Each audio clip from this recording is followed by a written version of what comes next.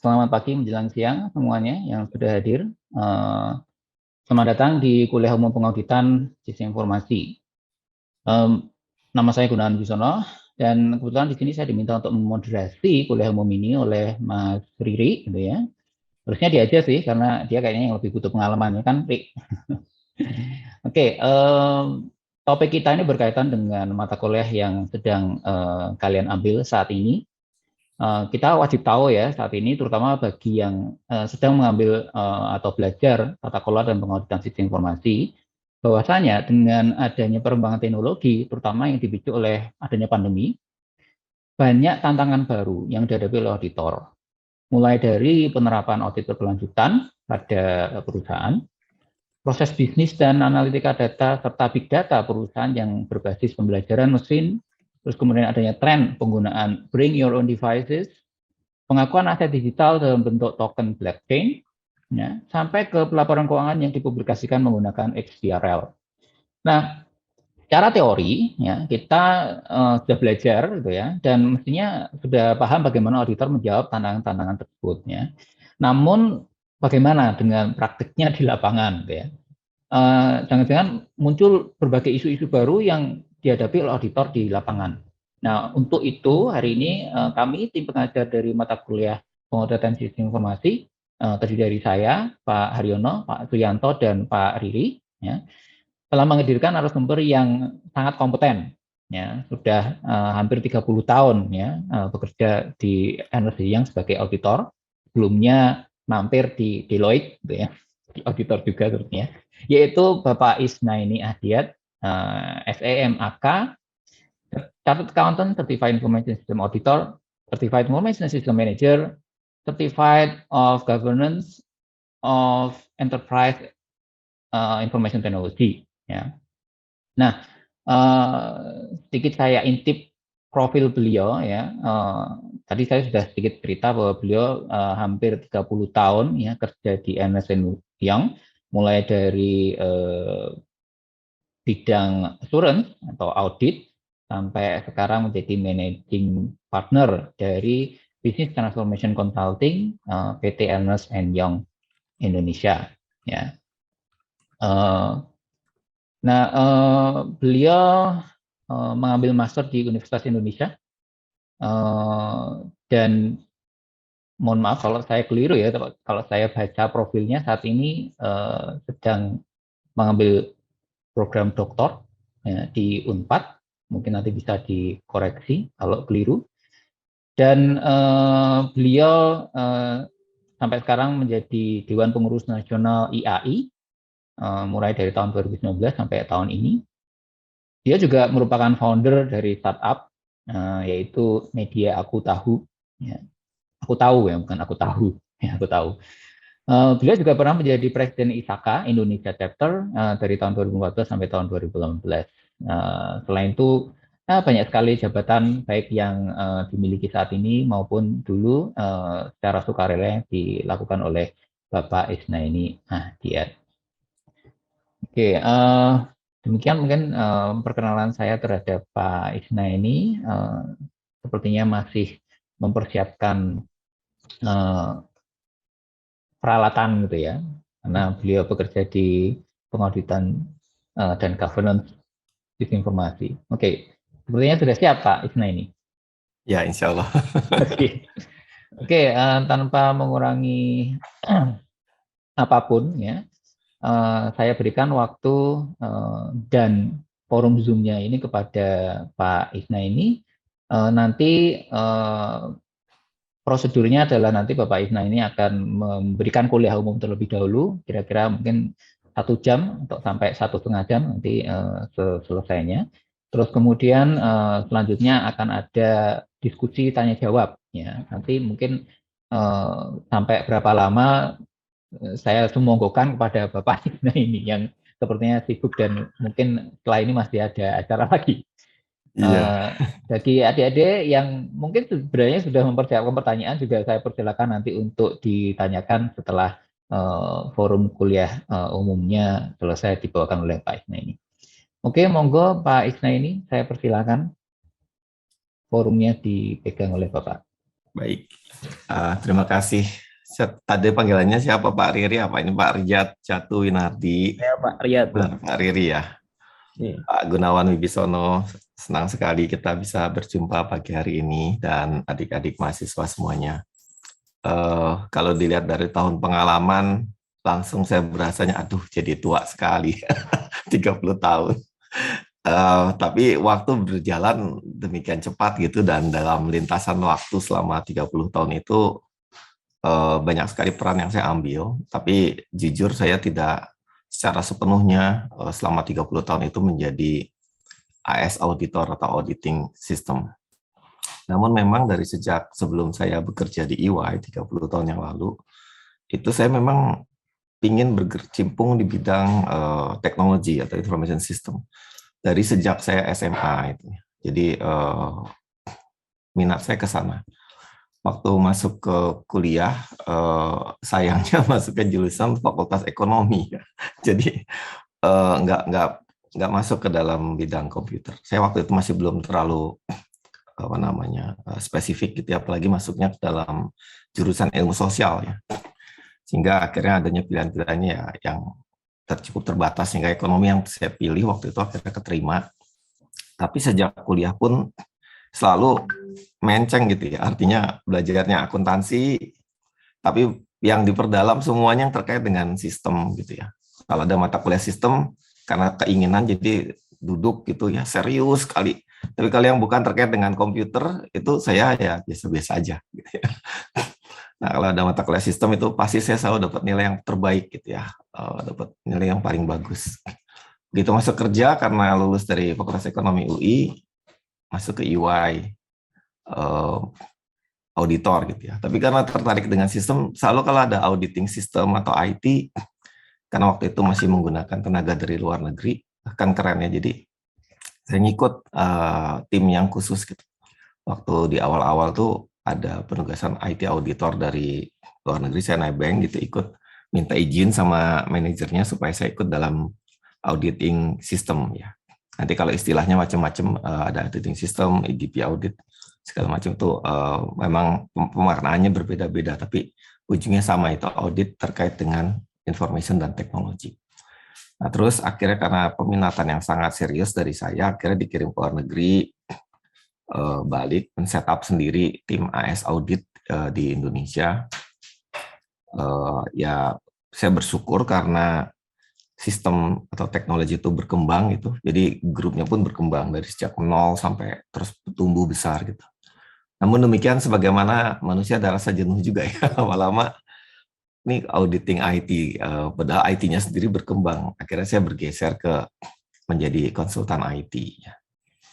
Walaupun dalam pelaksanaan konsultan IT juga pasti ada elemen audit terhadap sistemnya ya. Dan karena IT itu lekat dengan bisnis, lama-lama saya bergeser ke bisnis. Jadi saya jadi banyak membantu strategi bisnis yang berbasiskan IT. Ya, habis itu karena bisnis itu menjadi dasar gitu dari semuanya gitu ya. Akhirnya menjadi konsultan bisnis lah intinya. Dan semakin ke sini rupanya kalau saya tekuni, bisnis ini bicara tentang bagaimana memberikan nilai atau menyelesaikan masalah di masyarakat, di perekonomian ya. Jadi paling penting di sana adalah bagaimana menghasilkan produk, barang atau jasa yang bisa digunakan atau diterima oleh konsumen. Akhirnya saya merambah lagi makin jauh, jadi menguasai strategi bisnis khususnya untuk branding, marketing, and innovation. Makin jauh ya Pak Riri, Pak Gunawan. Terus mau kemana ini arah hidupnya? Jadi sekarang kalau bicara branding, logo itu saya sangat kuat di situ. Innovation juga sangat kuat. Disertasi saya di S3 juga bicara tentang innovation. Tapi karena saya kangen Pak Gunawan, Pak Riri, akhirnya judulnya yang dimasukkan dalam disertasi saya itu adalah inovasi di internal audit. Jadi ini juga satu variabel yang kebetulan hanya diteliti oleh 2 peneliti di dunia, ya, satu dari Thailand, satu pun bukan meneliti, dia hanya menyatakan bahwa ada research gap, ya, ada area di mana itu harus diteliti, karena kalau tidak ada masalah di mana internal audit itu tidak berinovasi, dia tuh kebanyakan berada dalam comfort zone atau compliance level aja, dia bekerja ada standarnya itu aja, dia tidak mencari bentuk baru, padahal tadi kan sempat disinggung, objek audit itu sudah bergeser. Ya, udah banyak penerapan artificial intelligence, ada blockchain ya. Dan IT bergeser berbasiskan cloud misalnya. Nah, lalu kalau dia tidak berubah apa bisa kan gitu. Audit dalam perusahaan ini tidak bisa tidak dia harus melihat juga perubahan-perubahan objek sehingga dia juga mampu melakukan baik itu penilaian risiko ataupun juga melakukan pemeriksaan secara efektif dan juga efisien gitu ya. Nah, audit innovation menjadi satu pertaruhan riset saya ya. Semoga dalam waktu dekat, sebenarnya ini hari apa sih, hari Rabu ya. Sebenarnya jadwal sidang tertutup saya besok, Pak Riri, Pak Gunawan. Mungkin karena kita belum kenalan, jadi jadwal saya kemana, jadwal kegiatan-kegiatan seperti ini selalu muncul ya. Dan sebenarnya 1 bulan, 2 bulan sebelum saya sidang tertutup ini, saya sudah memblok semua agenda kegiatan saya untuk kegiatan seperti ini. Tapi entah ini lolos kenapa saya tidak tahu. Berkah Ramadan kelihatannya, insya Allah. Dan mungkin dalam kesempatan awal ini juga tadi saya sudah menguraikan tuh hal yang penting saya rasa saya bagikan kepada adik-adik semua karena bisa melihat nantinya secara proporsional ya, tidak terlalu berlebihan, tidak juga kurang dalam melihat porsi profil dari seorang AS auditor. Betul bahwa saya dulu pernah jadi presiden ISAKA ya, itu IT Audit Association, dan mungkin satu-satunya yang background-nya bukan IT gitu ya, dari akuntansi, tapi saya tidak ada masalah gitu kan, karena antara IT dengan information system itu berbeda ya. Kalau kita bicara information system, buat saya itu saya definisikan lebih luas. Di dalamnya ada komponen teknologi, ada komponen orang, ada komponen data, ya, sehingga ada komponen proses ya, sehingga tidak melulu bicara tentang jenis-jenis infrastruktur kabel, koaksial atau segala macam jenis bentuk ya, teknis di sana kan banyak sekali. Dan saya pikir itu saya serahkanlah, kalau dari Fasilkom menguasai itu urusan jaringan tidak masalah. Tapi pada intinya kan tidak mungkin ada jaringan komputer tapi tidak ada aplikasinya. Betul nggak? Kan percuma. Ada server nggak ada aplikasinya, nggak bisa. Yang nguasain aplikasi ini ya jurusan orang-orang yang mengerti tentang bisnis. Ya, aplikasi itu berada di atas landasan yaitu infrastruktur. Sama seperti jalan raya ya. Jadi kalau misalnya kita bikin jalan raya, bangunan infrastruktur tapi tidak ada mobil, bahkan lebih dari itu tidak ada konten, ya percuma lah itu infrastruktur tidak bisa dipakai ya kan. Kita bikin jalan raya itu untuk digunakan lalu lalang manusia ataupun barang. Ya, jadi ini kita asumsikan application ini adalah bidang di mana dari lulusan akuntansi itu sangat menguasai aspek-aspek itu ya. Apa itu application termasuk juga software accounting, ERP, dan demikian banyak aplikasi yang kalau sekarang kita ngelihatnya bahkan udah sangat spesifik ya, tidak hanya bicara tentang core application seperti ERP, SAP, Oracle, atau berbagai jenisnya, masih ada lagi application yang run on the web ya, mobile application, digital banking, and many others gitu ya. Jadi saya hantarkan anak-anak semua sekarang menuju ke berbagai bentuk ya dari application itu. Sehingga banyak sekali interaksi daripada user terhadap jenis-jenis aplikasi itu. Aplikasi ini akan menjadi pembeda buat organisasi untuk dia menang bersaing di pasar. Ya contohnya aplikasi apa? Kalau kita gunakan Shopee, Tokopedia, dan mungkin masih banyak beberapa yang lainnya, tapi itu 2 yang terbesar. Kalian akan bisa lihat tuh, rasakan bedanya kehebatan dari application itu. Ya, orang bilangnya ini aplikasi yang keren, ini ya artinya bisa dipakai cepat, nyaman, aman, dan segala macam gitu ya. Tapi relatif kita akan bisa membedakan mana yang lebih memuaskan kebutuhan kita. Sehingga persaingan mereka sangat ketat ada di situ. Aplikasi itu menjadi jiwanya mereka. Bahkan lebih daripada sekedar istilah itu kritikalitasnya untuk jenis perusahaan seperti itu lebih tinggi dibandingkan dengan bank ya. Bank kalau misalnya ada sesuatu masalah, cabang masih ada.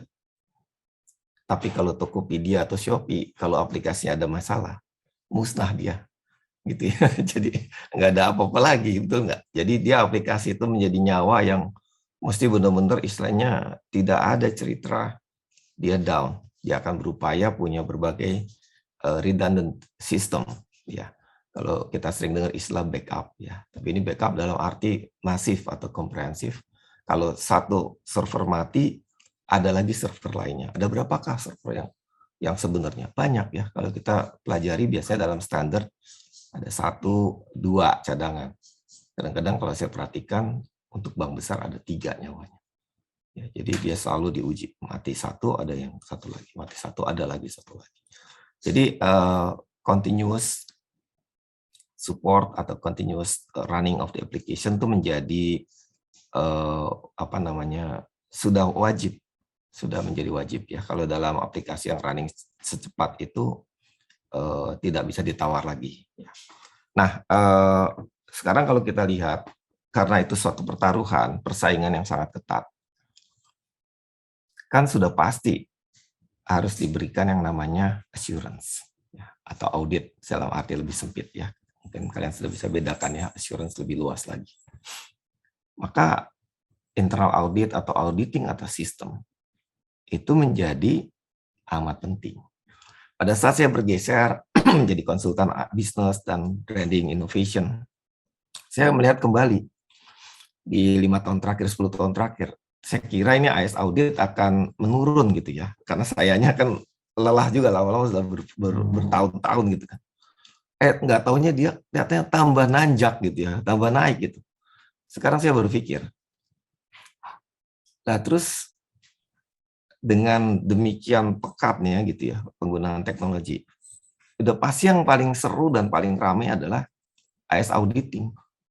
Kalau yang operational auditing, managerial auditing, jenis-jenis audit yang lain itu mereka memang ada gitu ya, improvement, peningkatan. Tapi AS audit rasanya udah makin ke sini udah makin nggak bisa ditawar ya. Dalam suatu diskusi dengan salah satu inspektorat jenderal yang terbesar di kementerian di Indonesia, ada pertanyaan berapa persen harusnya AS audit dalam grup kami. Kalau ada 100, berapa yang harus jadi AS auditor? Itu pertanyaan klasik. Akhirnya saya jawab terakhir, karena jawaban saya bergeser-geser terus ya.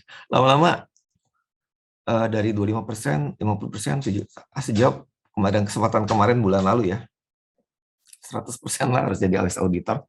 Karena objeknya sistem semua gitu loh. Jadi nggak bisa enggak, cuma nanti akan ada redefinisi dari yang dimaksud dengan function AS audit ya, ditambah dia punya expertise atau specialty-nya, yaitu kemampuan-kemampuan dia untuk memeriksa yang lebih rumit lagi. Ya contohnya algoritma. Jadi harus bisa diperiksa, tidak bisa dianggap sebagai black box, ya, hanya dicek keluarannya doang. Ya, syukur kalau dia konsisten antara input, proses, output keluar bisa diprediksi, tapi kadang-kadang hal ini mesti diketahui ya. Tidak bisa tidak, kita harus masuk ke dalamnya. Ya, maka itu kita harus memeriksa lebih ekstrim lagi sampai dengan ke algoritmanya. Artinya juga programmingnya. Nah, kita ngaudit sampai ke baris program. Itu anak-anak pasti akan mikir, buset, ini ngaudit sampai ke baris program udah sama dengan programmer kan gitu. Nah, dulu waktu 20 tahun yang lalu, saya meriksa sampai baris program, ada kenyataan itu. Dan itu hanya 1 dari 20 penugasan. Kesini, saya pikir itu akan menjadi tren. Ya. Nggak nyangka dalam kesempatan sekitar 3-4 bulan lalu, saya menjadi pembicara dalam satu international event di BPK. Ternyata ada itu judul auditing algoritma. Saya pun jadi pembicaranya di situ. Jadi sampai se-ekstrim itu. Dan saya pikir ini akan menjadi standar makin ke sini. Sehingga AS audit ini bukannya mati, malahan dia nanjak dan menjadi suatu standar. Jadi saya bersyukur. Ini nambah terus Pak Riri. Ini kelihatannya ini panitia bisa laba ini Pak Gunawan. Tadi 100 naik 150, 200, sekarang 230. Ada apa gerangan gitu ya. Jangan-jangan begini Pak, karena baru kenalan, mungkin temennya ada yang, oh itu Pak Isna ini diajak datang lagi. Mungkin selesai kita bisa naik 500 Pak. Jadi kalau nanti panitia laba, tolong kami dibagi Pak. Santai-santai ya Pak Riri ya, Pak Gunawan ya, kalau mau nyalakan mikrofon enggak apa-apa Pak. Saya ini intermezzo sedikit, dimensinya banyak sekali. Jadi kalau saya datang ke sini sebagai AS auditor mungkin hanya 1/5 dari my face ya, profil saya ya. Tadi makanya, oh dia juga akuntan di DPNIAI. Oh dia juga presiden ISAKA ya. Oh dia juga researcher iya saat ini. Saya juga partner di EY yang ngajar tentu saja gitu. Saya juga punya social media enterprise ya di Aku Tahu ya, dan saya juga mungkin ada yang bisa nebak. Kalau bisa nebak mesti dikasih hadiah. Saya suka ngasih hadiah Pak Riri. Oke. Setiap kali ngajar 14 kali pertemuan satu sesi itu, setiap kali ngajar pasti ada kiriman GoPay dari saya Pak. Pasti itu Pak. 100.000 kah, kali 3 kah. Kalau ini tapi karena murid yang datang banyak, kayaknya berat juga nih ngasihnya 50.000 aja ya Pak Riri ya. Nanti ada Ya, Pak. panitia kasih tahu saya gantiin. Ada yang kenal saya jangan-jangan di chatbox. Profil saya lainnya apa gitu. Pak Adik-adik. Riri, Pak Gunawan, saya pengen ajarkan sebenarnya ini bukannya iseng-iseng melenceng enggak itu. Tapi kalau anak-anak ini smart dia pasti akan namanya itu langsung cepat geraknya gitu ya. Mencari tahu zaman sekarang ini eranya internet. Jadi cepat gitu ya. Cuman saya mohon maaf waktu awal dulu diundang, saya tanya ini siapa panitianya ini. Oh kelihatannya ini guru-guru AS audit, Yowis nggak apa-apa. Kalau ada dosen tamu ini saya biasanya tanya itu siapa gitu ya. Cek dulu takutnya ibu dekan atau ada rektor atau ada pejabat penting. Jadi saya googling gitu ya. Ya gitu ya Pak Riri, Pak Gunawan. Tapi salam kenal, nanti kita pasti ngobrol lagi Pak. Saya senang sekali kalau bisa mampir ke Jogja. Ya, Pak. Karena sering juga keliling-keliling sewaktu pandemi. Gitu ya. Tapi kelihatannya anak-anak ini masih agak sedikit masih pasif. Silakan Mohon saya. izin ya Pak Riri ya Pak Gunawan, biasanya saya wajibkan, apalagi kemarin lagi banyak tim, nyalakan kameranya. Ngapain Pak Is minta semua kamera nyalain? Aku pengen mastiin kalian jangan pergi demo lah. Itu biar di kelas saya dulu ini kan lagi kuliah saya bilang. Jadi semua diwajibkan nyala Pak, karena juga bagian dari tantangan kita sebagai dosen di masa pandemi sekarang semua jadi nyalain kamera. Terima kasih ya, selamat pagi adik-adik semua, senang sekali melihat mahasiswa-mahasiswi UGM yang keren-keren. Sekarang saya di UI suka ngiri, UGM-nya kenceng naik gitu, hebat banget Pak Riri ya Pak Gunawan. Jadi kita deket-deketan terus ya. Dan itu tanda yang sangat baik ya. Keponakan saya juga dua-duanya ngambil di UGM Pak. Oh iya. Jurusan internasional dan satunya mungkin dua-duanya internasional. Sudah lulus atau kerja di PwC, mau apply ke EY takut ketemu omnya. Satu lagi kerja di JP Morgan. Ya. Jadi beginilah pokoknya top lah UGM tuh. Oke, makasih ya udah pada nyalain kamera ya. Kita ini sekarang menghadapi pandemi ini makin sulit. Kerjaan jadi dosen itu bicara speak, mikrofon mati, kamera mati gitu ya. Kalaupun kita nyapa assalamualaikum gitu, wah sepi. Gitu ya. Begitu sampai selesai sampai bubar pun masih sepi. Akhirnya mohon maaf Pak Riri, Pak Gunawan jadi wajib buka kamera. Cuma kan saya bukan dosen kalau di UI wajib bisa maksa ya. Ini dosen tamu. Tapi alhamdulillah kelihatannya pada berkenan nyalakan kamera. Ya, ini hampir semuanya nih. Menular rupanya ya. Sampai halaman 4.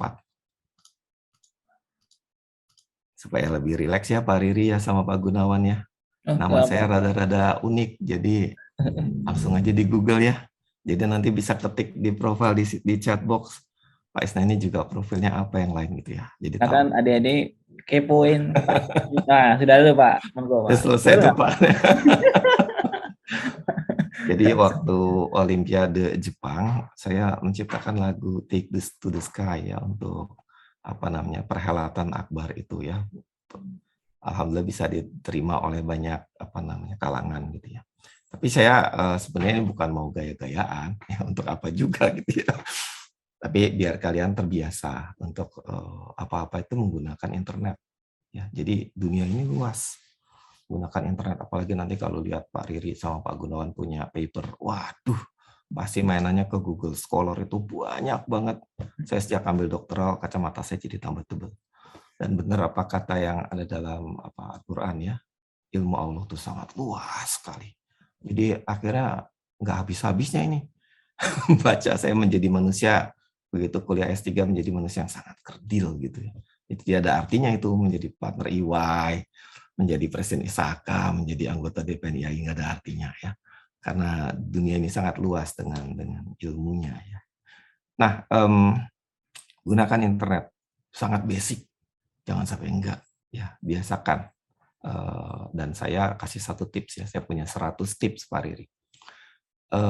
Ada yang udah pernah pakai fiturnya Google untuk memastikan bahwa kalau saya tertarik dengan satu topik, lalu saya minta Google, kasih dong saya besok pagi semua postingan di dunia ini yang terkait dengan topik yang saya inginkan. Misalnya artificial intelligence in banking. Nanti Google saya kerjain dia. Kasih saya ringkasannya semua. Ringkasan bukan artinya diringkas, tapi artikel-artikel yang terkait dengan keyword itu. Nah, jadi saya enak ya Pak Gunawan ya Pak Riri. Jadi Google kerja buat saya daripada saya bayar asisten ribet gitu ya. Itu namanya Google apa namanya? Ini tadi saya mau kasih hadiah dulu nih sebenarnya. Supaya kita interaksi. Susahnya interaksi zaman sekarang. Josephine Aurille ya. Ada di sini Josephine? Ya Kalau Pak, bisa ada. menjawab, nah, Kenapa? kamu mau dapat hadiah 50.000 apa 100.000 Josephine? Ya, sedikasihnya aja Pak. Nah, inilah Nggak ciri-ciri juga anak apa-apa. orang Jogja ini begini. Kalau di Jakarta, wah 100.000 Pak, gitu langsung gitu ya. Rupanya walaupun pakai Zoom, tapi kerasa juga Pak Riri. 100.000 aja ya, gitu kita. Iya. Ya boleh Pak. Ya boleh, ada bolehnya, iya boleh. Gitu. Enggak, iya Pak, gitu, siap Pak. Gitu. Nah, nanti Josephine, nggak apa-apa kali saya kasih nomor HP saya, tapi nomor HP yang secondary ya, soalnya penuh yang satunya. Penuh banget. Boleh dicatat nggak apa-apa ya, kalau nanti, tapi jangan digangguin ya, artinya yang penting-penting banget, boleh tanya ke situ apa aja tentang yang namanya information system. Saya pasti kasih tips-tips yang bagus-bagus. Kalau ada masalah, ada isu, tanya aja nggak apa-apa. Saya setiap hari Sabtu jam 10 sampai jam 12, khusus mengalokasikan kegiatan saya untuk pendidikan, termasuk untuk anak didik, yang anak bimbingan, ataupun siapa aja yang mau belajar tentang apa saja dari saya gitu ya. Jadi Josephine jangan lupa di WhatsApp, hello Pak, mana vouchernya 100.000, itu langsung ditagih. Nanti saya break sebentar, bukannya mau minum karena lagi puasa. Jadi saya lagi ngurusin transfer GoPay ke Josephine. Ya Pak. Santai-santai ya Pak Riri, Pak Gunawan ya. Tadi lupa jadi mau nanya. Oh ya, namanya apa tuh fitur dari Google yang bikin dia bisa kasih saya ringkasan setiap hari tentang postingan-postingan yang terkait dengan apa yang saya inginkan. Ada yang pakai enggak? Nah, kalau lewat kuliah umum nih, besok-besok akan punya senjata. Nah, jadi kalian beda sama universitas lain atau fakultas lain. Atau yang nggak ikut kuliah ini, biarin aja dia nggak tahu. Tapi kita tahu dan hebat ya. Namanya Google apa? Google, bukan Google Assistant. Lainatus Aulia. Dikit lagi. Ada Google yang kalau kita kasih keyword-keywordnya tuh, nanti dia kasih. Jadi saya masukin keyword saya sekarang tuh banyak. Ada, karena saya lagi belajar atau lagi research audit innovation, saya kasih tanda kutip top audit innovation. Kalau ada in the world orang posting tentang audit innovation, Google kasih tahu saya, wah keren banget deh. Google perusahaan sebesar itu ya, dia akan bekerja ke saya ya. Google Discover belum nak. Dikit lagi nih ada yang ditambah nih 100.000 kalau gitu deh. Buruan ya. 100.000, 150.000, 200.000 lah. Tambah naik loh Pak. Google apa? Google Keyword Planner. Google Trend bukan, Google Keyword bukan. Ya dinaikin lagi deh. 250.000 sekarang naik deh. Oh, udah terlalu ketinggian ya Pak. Masih dihentikan ya Pak. Namanya Google Alert. Nah itu ada, tapi terlambat. Aduh, Dewi mana Dewi? Coba. Dewi gimana Dewi? Saya sampai takut tadi kalau harus naik 500.000 uang jajan habis hari ini. Mana Dewi? Ya, saya Pak. Mariska mana Mariska? Ya, karena orangnya baik, saya tenang ya. Ini udah pasti dikasih hadiah juga. Tapi harus WhatsApp ke saya ya. Dewi sama Mariska mana Mariska? Boleh Pak? Iya, oh ada ini Mariska. Iya, makasih Mariska. Ini pasti dia tadi mati-mati. 100.000, masa nggak bisa dapat pagi ini, masa nggak jadi rezeki saya kan. Dicari sama dia akhirnya ketemu. Udah gini aja. Karena tipsnya sangat bermanfaat dan saya pakai sebagai senjata saya yang bikin orang-orang tuh suka. Isko lu apa aja, selalu aja update. Gimana sih caranya? Gitu. Nah, Rahasianya ini. Rahasianya ini. Jadi, mana tadi? Mariska sama Dewi kirim WhatsApp ya ke 0812. Ya, dan saya minta izin, Pak Riri, Pak Gunawan. Kalian kan banyak pakai Google, mungkin 80%. Kalian kan punya interest pengen belajar apa, betul ya? Nah, bikin keywordnya apa yang kalian pengen pelajari, setup itu nama Google Alert ya. Nggak sampai semenit, tenang aja. Mulai besok pagi dia akan ngirimin ke kamu itu bukan ringkasan postingan yang memang terkait dengan apa yang kamu ingin pelajari. Kalau pengen lebih spesifik, pakai tanda kutip sebagai contoh. Alia Faiz Nugra ini ada sini. Kan kelihatan, jadi bukannya saya lagi absennya, Alia nih kelihatannya aktif dari tadi nyalain kamera. Alia lagi pengen tahu tentang apa, nak? Apa aja, nak? Mau tentang jangan akuntansi, bosen. Lagi pengen tahu tentang apa yang lagi tertarik, pengen dikuasai? Sekarang lagi belajar consulting gitu, Pak. Consulting, tapi kan spesifiknya pasti kamu ada suatu topik yang pengen kamu kuasai, pengen kamu istilah itu dapetin informasi terkininya. Apa itu? Kalau masih berhubungan sama akuntansi, boleh nggak, Pak? Boleh lah, nggak apa-apa deh. Kelihatannya akuntansi banget ya. Ini lagi setia banget dengan akuntansi. Saya bersyukur kalau gitu. Apalagi ini anggota DPN IAI ya, jadi bersyukur. Gimana, akuntansi apa yang sedang kamu pengen pelajari, pengen ketahui? Lagi pengen belajar mengenai perpajakan sih, Pak. Maksudnya perpajakan yang sekarang itu kan ada kayak NFT, ada... Nah, udah stop di sini aja ya. Perpajakan tentang NFT. Ya udah nggak apa-apa. Coba kamu masukin ke Google Alert ya. Tax for NFT, tanda kutip. Ya, jamin besok pagi, subuh-subuh. Udah dapat tuh dari Google. Ini postingan dari seluruh dunia gitu ya, bukan cuman Indonesia, ASEAN, Asia atau Asia Pasifik, enggak. Dari seluruh dunia apapun kalau ada postingan tentang perpajakan untuk NFT, Google akan ceritain atau kirimin lewat email ke emailnya Alia informasi bermanfaat tersebut ya. Nah, ambil waktu 1 menit ya, adik-adik, setting your own Google Alert ya. Sekaligus juga saya provoke kalian untuk terbiasa untuk memiliki interest atau minat dan juga untuk berinteraksi dengan paman Google dalam arti yang berbeda. Biasanya pakai searching kan udah bosan ya kan. Sekarang bikin bukannya saya yang searching, Google yang search buat saya, nanti kirim ke email gitu ya. Saya kasih waktu izin 1 menit aja ya, sekaligus saya juga pengen nemuin file-file yang paling keren dari yang saya punya untuk sesi pagi ini ya. Izin sebentar ya. Sementara nanti saya akan cek nih. Nanti tetap yang punya Google Alert menarik ceritanya dikasih hadiah lagi.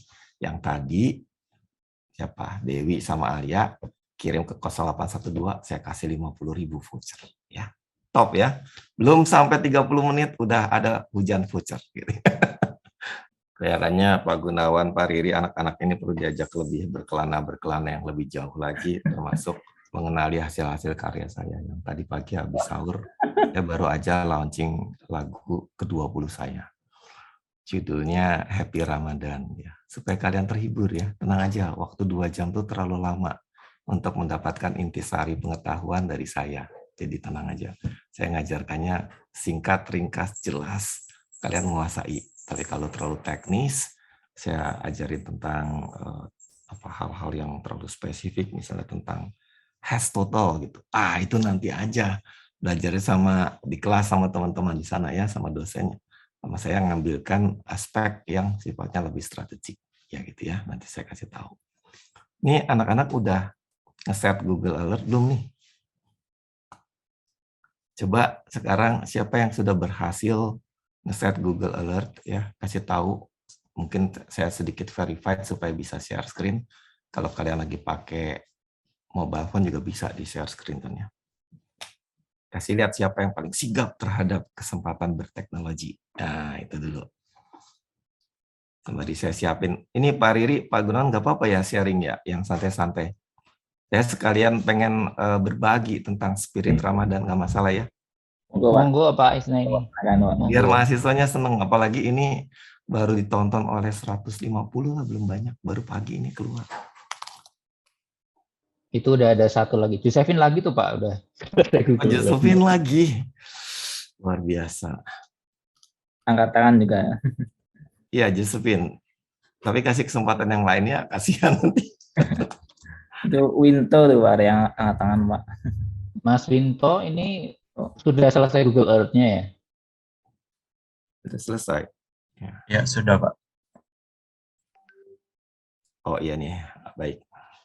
Nanti aja begitu selesai dekat-dekat akhir saya sharing videonya ya tentang Happy Ramadan. Josephine mohon maaf ya supaya terbagi rata alokasinya nanti, tapi nggak ada juga saingannya. Jangan-jangan Josephine ini bakal menjadi lulusan tercepat dengan IPK tertinggi dan mahasiswa paling aktif. Coba yang lain dicontoh ya, be the first gitu ya. Ayo ada satu lagi. Tadi Pak sudah, Wianto, Winto. Winto mana Winto? Coba sebentar ya. Iya Pak, saya Pak. Saya mau mana? Winto. Ya, Winto silakan. Saya udah masang tapi di handphone Pak. Sekarang pakai Ya, laptop. apa-apa. Ya, di handphone. Ceritain aja kalau gitu atau tetap masih bisa sharing di layar. Oh ya, saya pasang alertnya itu tentang proyek Web 3.0 Pak.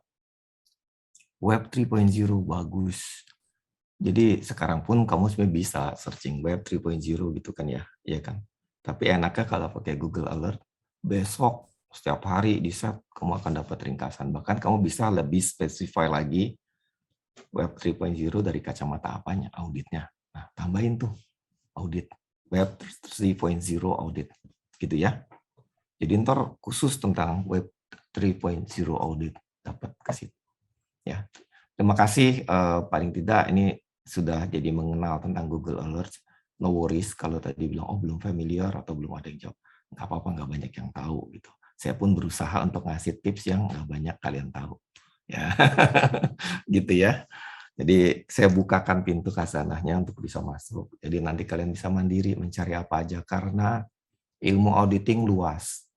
Ilmu AS audit juga walaupun dia sub, tapi juga luas. Belum lagi di dalam information dan teknologi juga banyak sekali yang kalau kalian cek sekarang saya lebih banyak nggak tahu daripada banyak tahunya. Kan biasanya begitu, kalau dipanggil, kalau pembicara harus lebih banyak tahu dong. Ternyata karena saya juga semakin terbuka, semakin saya nyatakan kepada adik-adik semua.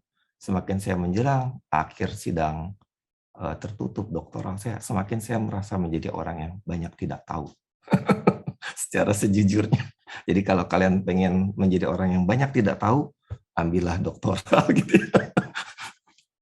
Jadi jadilah nanti orang yang banyak tidak tahunya di situ. Jadi tapi tidak berarti menjadi kecil ya, melainkan kita menjadi semakin bold ya istilahnya, semakin spesifik tentang apa yang kita inginkan, menjadi semakin expert di dalam bidangnya gitu ya. Nah, seperti tadilah akan menjadi detail makin dikuasai oleh Winto. Kalau dia pelajari terus setiap hari itu, maybe he is the man ya in the world yang mendalami Web3 auditing ya, nggak ada yang lain karena dia setiap hari bacanya itu. Gitu ya. Baik, adik-adik semua, kalau kita bicara AS audit pada prinsipnya dasar katanya di audit dulu dah ya gitu. Kalian harus mengerti auditingnya, jangan melompat kepada information system ya. Auditing itu apa kan gitu ya. Apa bedanya sama review? Ya, apa bedanya sama investigation? Apa bedanya sama assurance? Betul nggak? Ya, kata audit ini khusus ya. Saya juga diajarkan sejak kuliah doktoral. Tidak bisa, itu suatu konsep pasti ada makna. Jadi saya sekarang sangat sensitif kalau ada kata itu pasti ada perbedaannya. Itu tidak bisa disamaratakan. Ya, kalian sudah tahu kalau kalian searching di Google juga assurance versus auditing. Itu akan kelihatan tuh assurance lebih luas. Kami pun di EY itu namanya sudah bukan auditing department, namanya assurance ya. Di dalamnya ada investigation, ada segala macam jenis jasa di luar audit laporan keuangan. Ya. Jadi jasa-jasa itu berkembang sehingga yang namanya auditor zaman sekarang dia bisa mengerjakan lebih banyak lagi area-area yang terkait dengan keahliannya dia. Bukankah sekarang laporan keuangan itu maknanya ya itu semakin apa ya istilahnya, susah dibilang, tapi nggak apa-apa sih saya bilang, semakin kecil. Ya, makanya yang namanya financial reporting sekarang tuh ada sandingannya tuh. Ya, bukan lawannya sih sebenarnya. Sandingan itu artinya menyertainya gitu ya. Apa tuh yang menyertai financial reporting? Istilahnya bukannya elemen dari financial report, tapi yang setara dengan financial reporting yang di mata investor itu penting banget. Saya investor di New York Stock Exchange dan Nasdaq 8 years ago. I was an investor dan jarang orang Indonesia punya account di sana. Saya berhenti hanya karena dimarahin istri. Nggak boleh main saham gitu. Padahal saya bilang enggak deh, ini enggak haram, ini kan pakai ilmu saya bilang. Saya pakai technical and fundamental. Dan selalu rata-rata setahun bisa 30-40%. Sampai sekarang ilmunya masih nempel. Kalau mau nanya boleh gitu ya. Tapi karena lelah juga, karena kalau pagi di sana buka market, di sini malam hari, habis pulang kerja dari kantor EY, jam 9 market buka. Jadi saya buka layar, lihat layar HP, istri ngomel, harusnya jangan lihat layar HP, lihat saya dong. Akhirnya berhenti. 4 tahun setelah menikmati demikian banyak manfaat dari menjadi investor di Nasdaq. Yang keren ya, investor di NYSE bisa. Sekarang udah bisa ya lewat aplikasi apa tuh, ada yang di mobile phone-nya. Kalian bisa beli saham di Amerika. Mau punya saham Amazon besok pagi bisa ya. Jadi kalian kalau jadi akuntansi, finance itu ilmu yang luas. Jadi akuntansi kan di dalamnya banyak tuh. Finance, tax, segala macam. Mau jadi ahli pajak bisa, ahli IT, information system bisa juga, auditor bisa juga. Tapi kalian harus melebarkan terus, jangan berada dalam satu jalur yang namanya akuntansi keuangan. Ya, saya tidak ada masalah dengan itu. Cuman saya melihat kalau dari segi pengaturan SDM di Indonesia, akuntansi semuanya pada lari ke situ. Ini banyak bidang yang tidak terurus, tidak diurusi. Apalagi sekarang ada sustainable reporting, sustainability. Hati-hati. Jadi saya di DPN IAI juga memiliki misi dan campaign, ya secara saya pribadi, agar akuntan ini terarah pada bidang-bidang yang memang emerging. Sedang emerging itu artinya muncul, hadir, memberikan kesempatan pada kita. Jangan kita berada di area yang udah, ya bisa dibilang apa ya, saturated ya. Ya kalau ada dosen financial accounting dia akan sedikit sensitif sama saya. Cuman itu udah mulai saturated, kepenuhan gitu ya. Ya, kepenuhan. Kalau internal audit ya jangan ambilnya AS audit. Ya. Pelajari financial reporting standard tidak cukup. Sekarang pelajari sustainability standard ya. Kira-kira gitu ya. Nah, kembali ke Google Alert tadi, Winto terima kasih ya sudah mencoba Google Alert itu, dan apa namanya nanti kamu akan terbiasa dengan yang namanya information ya. Saya kembali kepada basic tentang pengertian auditing ya, karena ini dipakai luas sekali ya, assurance banyak luas sekali. Dan tadi saya sampaikan bahwa pekerjaan audit ini akan terus selamanya terjadi ya, konsep ini ada AS audit terus panjang gitu. Yang berubah dan dibutuhkan perubahan adalah si auditornya. Karena apa? Karena objeknya ini bergeser. Ya, kita sudah ketahui dari manual menjadi automated. Ya, dan sekarang sistem digital. Ya, pengertian yang lebih luas dari sekedar automation.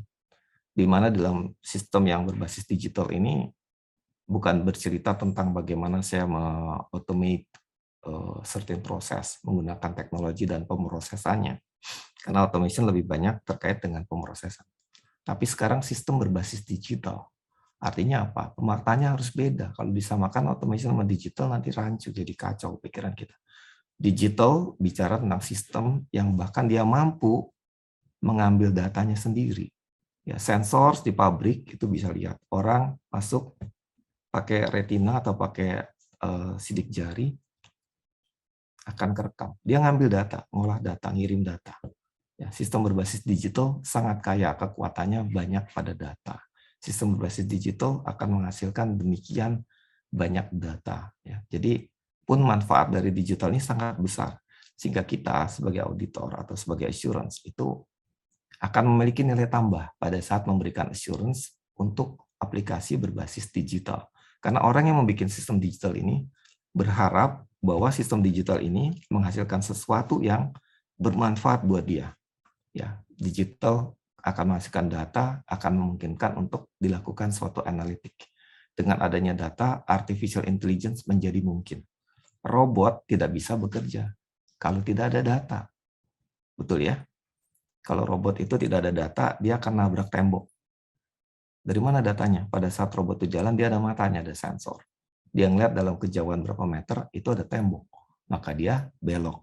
Ya, kalau pesilap, ditabrak itu tembok. Tapi karena adanya data, jadi dia terprogram. Sama juga pesawat terbang. Sehingga sistem digital yang tercermin di dalam logik si robot ini, itu menjadi sangat penting buat si robot dan si pencipta robot. Maka itu nanti harus ada auditor robot. Kalau tidak ada yang audit, itu robot bisa kacau, bukan main. Ya. Saya juga sangat tertarik dengan IR4 dan juga Society 5.0 yang digagas oleh Jepang. Khususnya ada satu kementerian di sana yang mengungkapkan tentang bahwa Industrial Revolution 4 ini hati-hati. Jangan sampai nanti kebablasan. Karena teknologi itu luar biasa. Dia bisa menabrak dimensi-dimensi yang lainnya, termasuk masalah etika, termasuk masalah norma-norma di masyarakat. Ya, kita sudah dengar yang namanya cloning, sudah. Ya, itu bentuk yang sampai mungkin menghebohkan dunia kedokteran. Di kita ada yang namanya algorithmic trading. Tadi saya sudah cerita ya, ada algoritma. Itu dia bisa trading, membaca data, harga saham, ataupun komoditas, dan dia bisa membaca tren, dan dia bisa mensuggest kita untuk beli. Bahkan lebih dari itu, udah dah, saya nggak perlu suggest deh, saya aja beli boleh nggak? Si programnya nih ya. Kita bilang, iya boleh, dia membeli itu komoditas atau saham untuk kita. Dan itu sah transaksinya. Dan dia bisa membaca pattern, dengan membaca pattern itu bisa memberikan jaminan keuntungan, tapi berdasarkan pattern. Jadi dia melakukan backtesting namanya, atas beribu data, berjuta data, atau tergantung Anda set ke belakang berapa banyak. Dia lakukan testing, kalau data itu seperti itu, saya laksanakan algoritma saya akan mendapatkan profit berapa. Logis, sangat logis. Tidak ada hal, tidak ada masalah di sini, semuanya ilmu.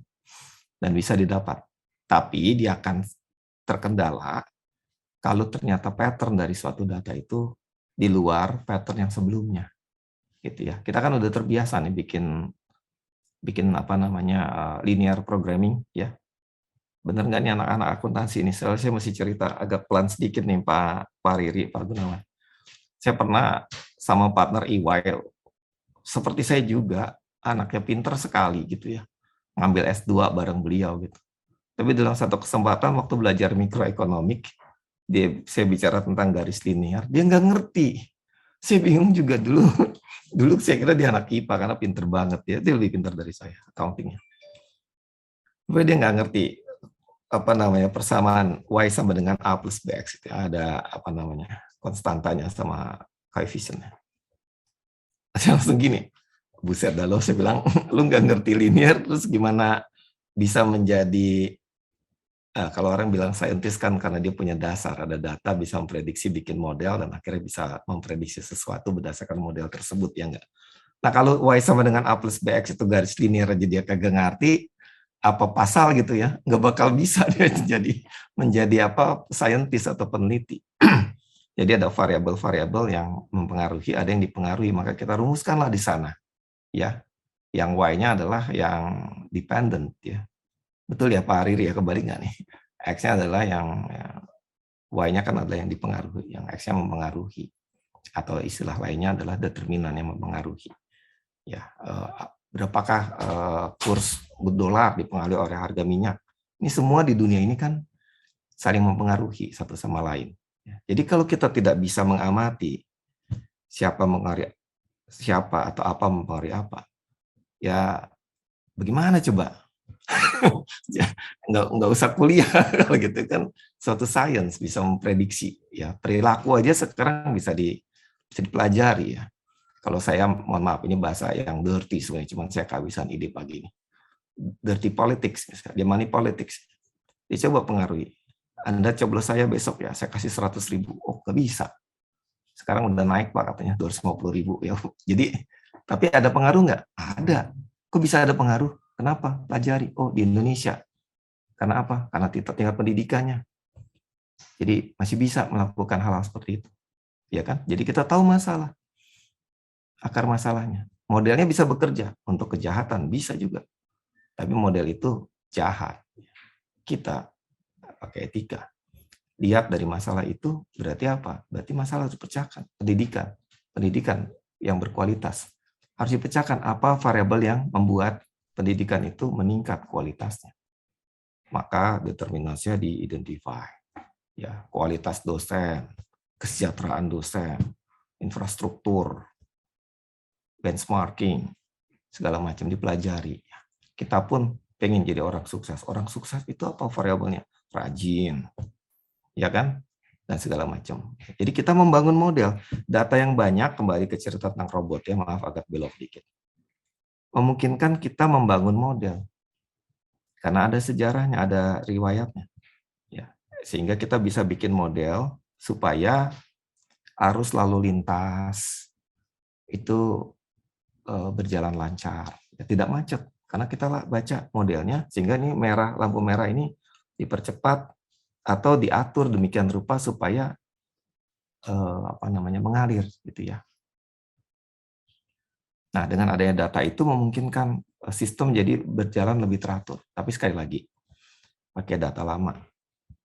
Jadi masih ada kelemahannya. Segala sistem berbasis data, kelemahannya adalah dia tidak bisa menggunakan data masa depan. Betul ya? Nggak bisa. Dia mengasumsikan itu, either dia itu linear, satunya adalah non-linear, cyclical. Ya, kalau pas lebaran kan cyclical dia naik. Tidak linear begitu saja. Jadi ada gujelakan kalau kita lihat grafik itu. Tapi dengan kita memahami itu, percayalah adik-adik ya, kalau kita bisa memahami fenomena itu, memiliki data itu, kalian bisa memprediksi. Dengan memprediksi, kalian akan menjadi orang yang hebat ya. Karena apa? Karena dunia ini semakin banyak ketidakpastiannya. Ya, kalian sudah pernah dengar istilah VUCA? Ayo coba siapa paling cepat bisa tulis di chatbox dapat lagi hadiah 50.000. Pagi ini banyak hadiah ya. Langsung singkatannya VUCA apa yuk? Jadi karena demikian banyak ketidakpastian, orang jadi pengen cari tahu apa yang pasti-pasti. Tetap aja kagak dapet. Ya, dia panggil ekonom, dia panggil politician. Ini bakal terjadi perang nuklir nggak nih? Kagak ada yang bisa jawab, hanya Tuhan yang tahu, Pak. Gitu ya. Tapi dia pelajari paling tidak sedapat mungkin, seterkini mungkin informasinya, pelajari ilmu behavior segala macam. Dia punya data di tangan dia. Ya. Sehingga dia bisa memprediksi paling tidak ya. Tidak accurate, tetapi dia memiliki data dan itu penting. Ya, coba ini siapa nih tadi? Faisal Arkan. Coba nyaut dong, nyaut. Iya, Pak. Selamat ya Faisal ya. Sigap cepat. Iya. Karena adanya volatility, uncertainty, complexity, and ambiguity. Jadi itu saking namanya ketidakpastian yang semakin menjadi momok, semakin mengkhawatirkan. Sampai istilahnya aja sebanyak itu dikumpulin. Artinya apa itu signal buat kita? Term ini tidak munculnya 30 tahun lalu, enggak, ini belum lama juga. Walaupun tidak baru sekali ya. Tapi ini signal buat masyarakat di seluruh dunia bahwa banyak sekali volatility, uncertainty, complexity, and ambiguity. Sebagai pengusaha, saya juga social enterprise and entrepreneur. Dia menghadapi situasi ini berbeda dibandingkan pengusaha yang di zaman-zaman sebelumnya. Ya, kalian pun menghadapi ini tentang ketidakpastian lapangan kerja. Nah, lapangan kerja tidak pasti. Ya, harus pandai menebak di sebelah mana sektor-sektor yang unggul. Karena 20 tahun lalu kita tidak mengenal perusahaan-perusahaan yang namanya GoTo, Shopee, perusahaan-perusahaan yang baru, betul nggak? Jadi kita tidak bisa berpikir, nah kalau ini saya membalik ya, tadi kan menggunakan kata linear, keren gitu. Kita tidak bisa berpikir linear. Artinya mengasumsikan ini akan begini saja nih, tidak. Dia mungkin ada suatu progres yang bahkan spektakuler di masa depan. Ya, dan yakinkan itu, bahwa akan ada sesuatu yang besar yang akan terus terjadi dalam waktu dekat, dikarenakan internet ini semakin melekat di dalam keseharian hidup kita. Saya situ ya, supaya kalian lebih yakin, saya nyatakan bahwa sekarang kan sedang ada era metaverse, betul ya? Metaverse tahu ya? Metaverse, saya siapa tahu, siapa yang tidak tahu metaverse? Saya ini selalu pengen yang terdepan. Google Alert pun saya pasang. Metaverse pun akhirnya menjadi proyek pribadi saya. Dan nggak banyak yang tahu, mungkin nggak sampai 10% dari teman-teman saya yang tahu kalau saya sedang menjalankan proyek Metaverse. Sekarang tambah hari ini, tambah 234 orang yang tahu kalau Pak Is lagi bikin proyek Metaverse. Jadi, siapa tahu saya keburu, tapi nggak tahu ya. Kita akan punya open house atau silaturahim nanti sebelum pada saat Lebaran di ruang Metaverse. Keren nggak? Lama-lama anak-anak mulai berpikir, kayaknya dia bukan akuntan, Pak. Tapi begini ceritanya. Ini bukan tentang masalah akuntan atau bukan. Saya kepengen cerita sama kalian begini. Karena akuntansi itu sudah terlalu, bahasa saya kasih dramatis dikit ya biar seru. Tercampakkan oleh yang namanya financial accounting. Jadi resource accountant ini habis di situ semua. Sehingga pada lupa untuk menguasai bidang-bidang yang khususnya sedang bersinar. Ya. 2 yang saya kasih tahu. 1 adalah information system yang sekarang saya sedang kuasai dari dulu ya. Dan saya hanya bersyukur beruntung bukan karena saya pinter, tapi ilmunya sama prakteknya nambah kenceng. Jadi bisnis saya di EY juga lancar, jaya gitu ya. Yang kedua adalah manajemen accounting. Hati-hati sama teman-teman yang belajar manajemen accounting. Their chance to be more successful as an accountant is much more higher daripada yang nguasain financial accounting. Dan saya make this statement udah few times ya. Dan saya bold this statement again this morning kepada adik-adik semua. Ya. Jadi kalau merasa, aduh, jangan-jangan Pak Is bener nih. Kayaknya kok gue ngambil spesialisasi di financial accounting, gue mau ganti ganti. Momen pagi ini jam 10.58, ganti. Ya, manajemen accounting kuasai. Ilmunya luas. Tadi sandingannya dari financial reporting, kuis yang belum dijawab, mohon maaf ya lompat-lompat pagi ini terlalu antusias. Ngajar di UI sama UGM tuh keren gitu ya. Jadi saya pasti akan keluarkan senjata ilmu-ilmu yang sangat hebatnya ya. Yang lain minta nggak dikasih. Nggak dikasih. Ini juga UGM lolos karena apa saya juga lupa. Kayaknya karena ada satu staf khusus kepercayaan saya nih. Diingatkan berkali Pak Is ngisi kelas ini karena dia pintar sekali ya. Jadi saya iakan deh. Begitu masuk, aduh, aku nggak kuat kalau 2 jam ngajar, kayaknya sejam aja cukup. Tapi karena antusias pagi ini mungkin kita akan nabrak lebih dari 1 jam. Nggak apa-apa ya Pak Riri ya, Pak Gunawan. Jadi ilmunya nambah lagi, lebih banyak lagi.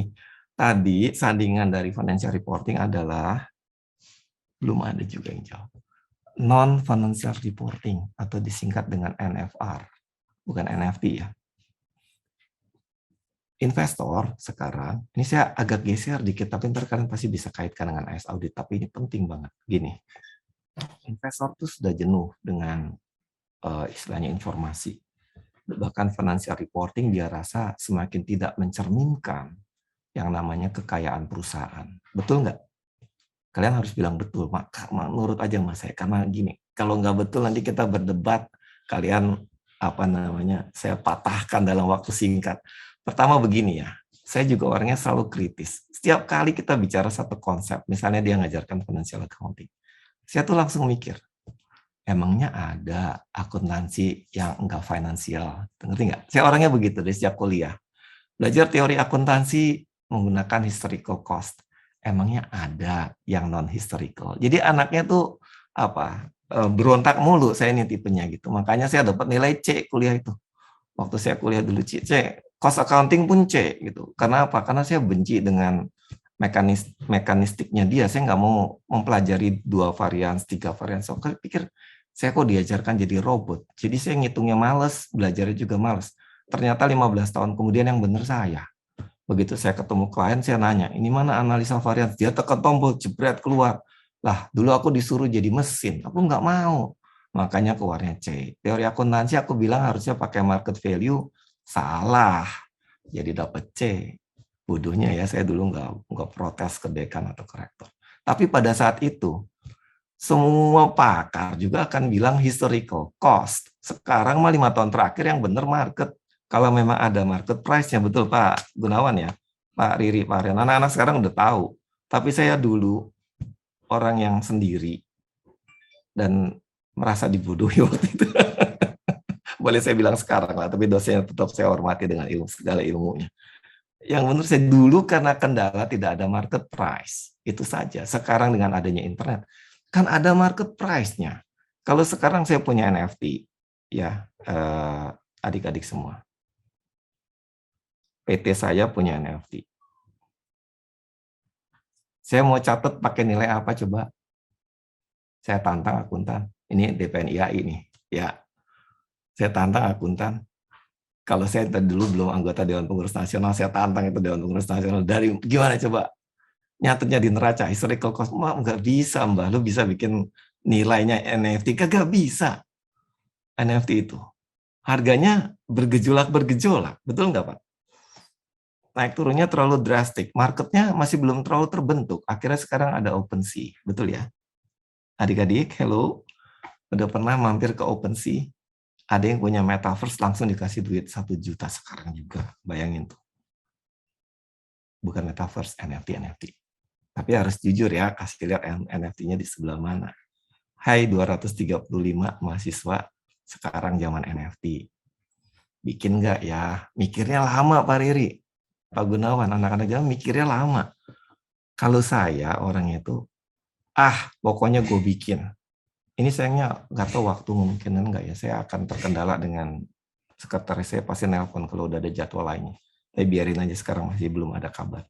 Handphone tetap saya jagain, takutnya ada klien yang kritis harus saya tangani. Jadi saya punya NFT. Saya bayangkan kalau perusahaan punya NFT. Saya bayangkan kalau perusahaan punya cryptocurrency. Akuntan, auditor, Anda mau nilainya bagaimana? Pasti Anda akan kelabakan. Cari yang namanya apa? Market price. Kenapa? Karena udah nggak bisa pakai historical cost. Harganya naik. Bitcoin Anda mau pakai, dulu zamannya Bitcoin itu masih $5.000 ya, betul ya Pak Riri ya? 2.000 bahkan dulu. Ya, sekarang udah berapa? 1 Bitcoin. Kasih 50.000, buruan ayo. 1 Bitcoin berapa? 1 BTC?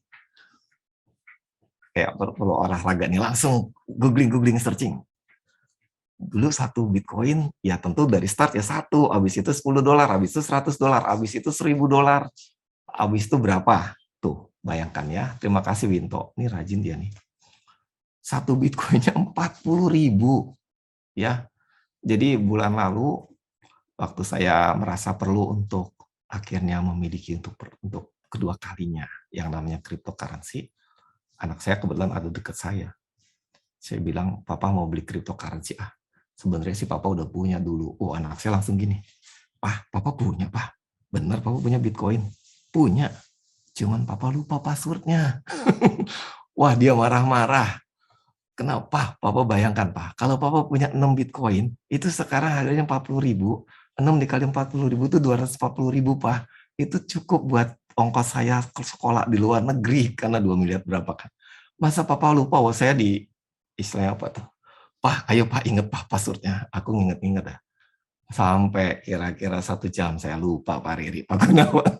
Tapi saya bilang sama anak saya gini, kayaknya Papa punyanya cuma 0,6. Tapi nggak apa-apa Pak, Papa inget-inget lagi selama 1 jam, barangkali Papa masih ingat, karena 0,6 itu nilainya juga gede, berapa tadi? Nah gitu kan ya. Jadi tapi saya lupa juga ujungnya.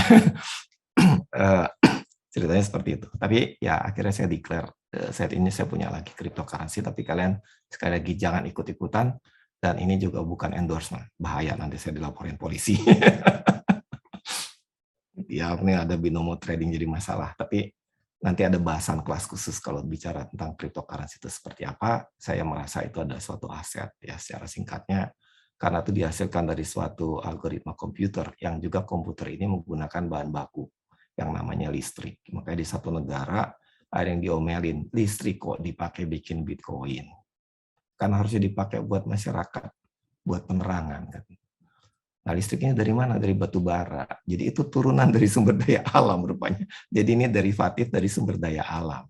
Ya, buat saya kategorikan itu sebagai aset. bahwa saya punya ada di neraca kok kan gitu. Ya kan? Dan ada satu kantor akuntan besar juga di Eropa, dia terima pembayaran pakai Bitcoin. Lah terus pada ribut, kok ini dibilangnya bukan aset, mana ada. Aset ya aset, kalau intangible Anda bilang itu intangible, nggak ada tengah-tengahnya. Ya, demikian kira-kira perakuntansian yang rumit Pak Riri, Pak Gunawan. Makin kesini makin seru ini ceritaan. Tapi kalau kalian kaitkan dengan AS audit, bagaimana Anda bisa ngaudit those kind of technological stuff? Jenis-jenis barang-barang yang namanya NFT, those cryptocurrency. Ya, kalian sibuk katanya belajar tentang blockchain. Blockchain is just a concept. Hasil daripada penerapan blockchain, maka ada yang namanya cryptocurrency. Ya kan? Jadi kalau ngaudit cryptocurrency, nggak ngerti blockchain-nya kagak bisa. Jadi, mulai saat ini, pelajarilah hal yang basic yang namanya A, B, C, dan D. Ya. Apa itu? Dapat hadiah 100.000. Bayangkan tuh ya, ayo tebak-tebakan. Ini hadiah banyak, tenang aja Pak. Anggaran ya cukuplah, tenang aja. Kan partner EY ya. Itu apa? Bocorin deh, bocorin. Terjemahan atau bahasa Inggris dari kecerdasan buatan.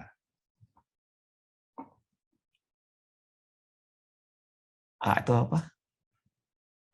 Bahasa Inggris dari kecerdasan buatan, nak. Ayo nak, buru nak pagi-pagi. Josephine udah tahu dia takut jawab nanti saya dianulir Pak, udah menang berkali-kali. Ya terima kasih ya. Siapa yang namanya? Dionesa Anargia Raharjo. Namamu bagus sekali nak. Mana orangnya nih? Iya Pak, saya Pak. Bisa di spotlight nggak panitia? Biar kelihatan kenalan. Yang pinter-pinter kayaknya dicatat-catetin nanti. Kalau mau lulus masuk EY nggak usah pakai tes aja. Mau nggak? Ya, yang nyusul kedua Azria Davin Pratiwi. Nggak apa-apa deh karena, Loh, ini Aris Bahtiar bercanda ini. Pak Riri, Pak Gunawan tolong diamatin. Terlalu canggih ini. Bercanda nggak apa-apa ya, pagi-pagi. Nggak setengah belum saya bahas ya. Makasih di Indonesia. Lalu masih ada lagi yang lain ya. Jadi saya sarankan kalian belajar ABCD. Basic lagi dong Pak, belajar ABCD Pak. Enggak, ini singkatan. Artificial Intelligence, B-nya untuk blockchain, ya. Di Indonesia udah boleh dikeluarkan dari spotlight. Kasihan dia. Gelisah jadinya. B, kemudian klik C untuk cloud computing. Dan ini saran, ini campur-campur, tapi nggak apa-apa. Kalau kalian mau jawab cloud juga saya kasih nilai A lah gitu ya. Ada yang bilang itu cyber security ya. Lalu yang terakhir adalah data. Jadi kuasai 4 itu ya, nggak ada E, F, G, H, I, J, K, L, M, N, nggak usah ya. 4 ini aja. Pelajari itu yang namanya artificial intelligence, blockchain ya. Akan merevolutionize the accounting industry. Be careful. The future is yours ya. Saya 10 tahun lagi pensiun dari EY. Walaupun sekarang saya terus bertahan berada di depan, tapi kan ada waktu di mana saya harus undur diri juga, betul nggak? Tapi kalian akan menghadapi kenyataan ini. Seriously, udah banyak orang yang bicara. Tapi kalau kalian tidak kunjung juga belajari AI, nanti bagaimana auditor ini? Tidak bisa meriksa. Sekarang aja di Kementerian Keuangan, saya merencanakan presentasi tentang penerapan blockchain untuk procurement. Secanggih itu. Sudah mulai mereka memikirkan solutionnya. Ya, dan bagaimana ngauditnya. Jadi nanti kalian lulus, kan banyak tuh ceritaan. Begitu lulus ilmunya udah nggak kepake. Nah, salahnya siapa? Salahnya kurikulum. Ya, enggak, makanya ikutin ya hal-hal yang terbaru dan yang emerging yang akan terjadi. Pagi ini saya sampaikan sesuai dengan pengetahuan saya dan penelitian saya terkini. Dan ini juga merupakan saran dari 2 organisasi terbesar di dunia akuntansi, yaitu ACCA dan satunya adalah ICAEW namanya. Itu ada the Institute of Chartered Accountant for England and Wales. Itu member banyak. Udah nggak ada lagi yang sebesar itu. Jadi kalian jangan nggak percaya, apalagi ditambahin apa Pak Isnani ngomong gitu. Dinyatakan 4 ini, artificial intelligence, blockchain, cloud computing, and data. Mungkin C-nya bisa double ya, ada cloud computing, ada cyber security. Jadi IS audit gimana? Ya jelas. Nanti objek audit kita itu berbasiskan AI. Ya kan? Contoh, nanti saya urai singkat-singkat ya, masih ada waktu. Jadi kalau memahami konsep artificial intelligence, ya, kalian pasti akan tertarik matanya atau pikirannya, kenapa pakai istilah artificial, kok kayak di dapur ya ada rasa gitu, dibikin artificial, betul nggak? Ya memang betul, karena ini intelligence-nya bukan intelligence yang original yang ada di otak kita. Maka dibikinkan itu artificial, saingannya otak kita. Ya kan, maka dibikin kecerdasan buatan di dalam aplikasi secara software. Kalau di dalam hardware, masukkan ke dalam robot atau ke dalam pesawat terbang sehingga dia tidak masuk ke dalam badai apa itu sehingga pesawatnya nyungsep. Ya, jadi sekarang AI sudah banyak sekali nggak kita ketahui, kita pakai pada saat kita jalan-jalan pakai Google Map, dia sudah pakai AI, dia kasih tahu rute yang mana yang paling efisien, gitu ya. Bahkan dia bisa kasih tahu alternative routes, ya, gitu ya. Nah, jadi artificial intelligence ini adalah suatu program yang menyerupai kecerdasan manusia yang sudah dibenamkan di dalam software ataupun hardware yang harus kita bisa kenali. Kalau saya jadi eksekutif, saya akan gunakan AI. Untuk jadi auditor, saya harus memeriksa bahwa that artificial intelligence programming itu berjalan benar. Susah nggak tuh Pak belajarnya? Fasilkom yang nguasain nggak? Enggak, karena kalau dasarnya, kalau kita bicara application, itu logiknya logik kita, logik umum di masyarakat. Jadi kita tinggal pelajari, dan saya sudah perjuangkan, saya rasa di sana juga sudah terjadi. Mata kuliah digital business di banyak universitas, di Fakultas Ekonomi dan juga akuntansi, sehingga kembali sekarang semuanya juga wajib belajar programming. Baik itu R ataupun Python ataupun banyak language yang lainnya. Ya, sehingga kita tidak mungkin berasumsi bahwa programming itu skill-nya dari Fakultas Ilmu Komputer. Salah banget. Akuntan tidak bisa programming, salah banget. Ya, bisa saya bilang itu menjadi malapetaka bahkan. Maka harus kita kuasai programming. Bagi yang belum, Pak, ini kayaknya saya belum belajar programming nih Pak. Ya udah, belum terlambat, kan wisuda masih lama ya, atau kalaupun wisuda bulan depan, besok ikut kursus aja programming. Jangan sampai lulus tapi tidak bisa programming. Ya itu saran saya. Itu artificial intelligence di dalamnya. Belum lagi nanti dari AI itu akan banyak turunan-turunan data yang makin direkam sama dia. Lalu prinsip tentang blockchain, di sini pasti ada tertarik tentang yang namanya chain atau rantai. Block adalah satu elemen informasi, tapi ada chain-nya. Chain itu yang menghubungkan dia dengan lainnya. Ya, saya namanya Isnaini Ahdiat. Ahdiat itu family name saya. Asumsikanlah, sebenarnya bukan. Tapi saya jadi bisa terhubung dengan ayah saya. Ya, ini anaknya kan. Jadi dalam blockchain itu dia akan saling terpaut satu sama lain. Sehingga kalau ada yang tidak asli, ketahuan itu palsu dan nggak akan kepake gitu. Bagaimana dia bisa menyerupai keunikan-keunikan yang dimilikinya? Dia akan memiliki suatu set algoritma menyatakan bahwa dia unik. Tapi tidak semudah seperti kita mikir. Misalnya ya, itu ada yang namanya hash total. Hash total itu angka digit di dalam suatu numbers ya. Dia menunjukkan keunikan kita. Adik-adik boleh buka ya nomor KTP atau nomor SIM ya, atau nomor NPWP. Ada satu digit yang diselipkan di situ yang bukan natural. Artinya dia dibikin diolah berdasarkan rumusan dari digit-digit sebelumnya. Contoh, kalau ada angka 1, 2, 5, 7. Angka 7 itu hash total. Karena apa? Karena 2 ditambah 5, 7. Kalau ada 1, 2, 5, 8, angka itu angka bohong. Karena 2 tambah 5 bukan 8, melainkan 7. Jadi angka itu jadi semacam seperti angka rahasia. Gitu ya. Dan angka rahasia itu disisipkan dan jumlah deret dari blockchain. Dan percayalah yang namanya blockchain ini, digitnya itu kalau kalian punya ruangan, sekarang kalian lihat dari ujung ke ujung, muter lagi ke belakang, balik lagi, sepanjang itulah deret-deret angkanya, yang kalian tidak bisa hasilkan dalam waktu singkat, angka yang sangat unik tersebut. ya, dan masih ada lagi sisipan yang bisa menyertakan dia sebagai suatu change.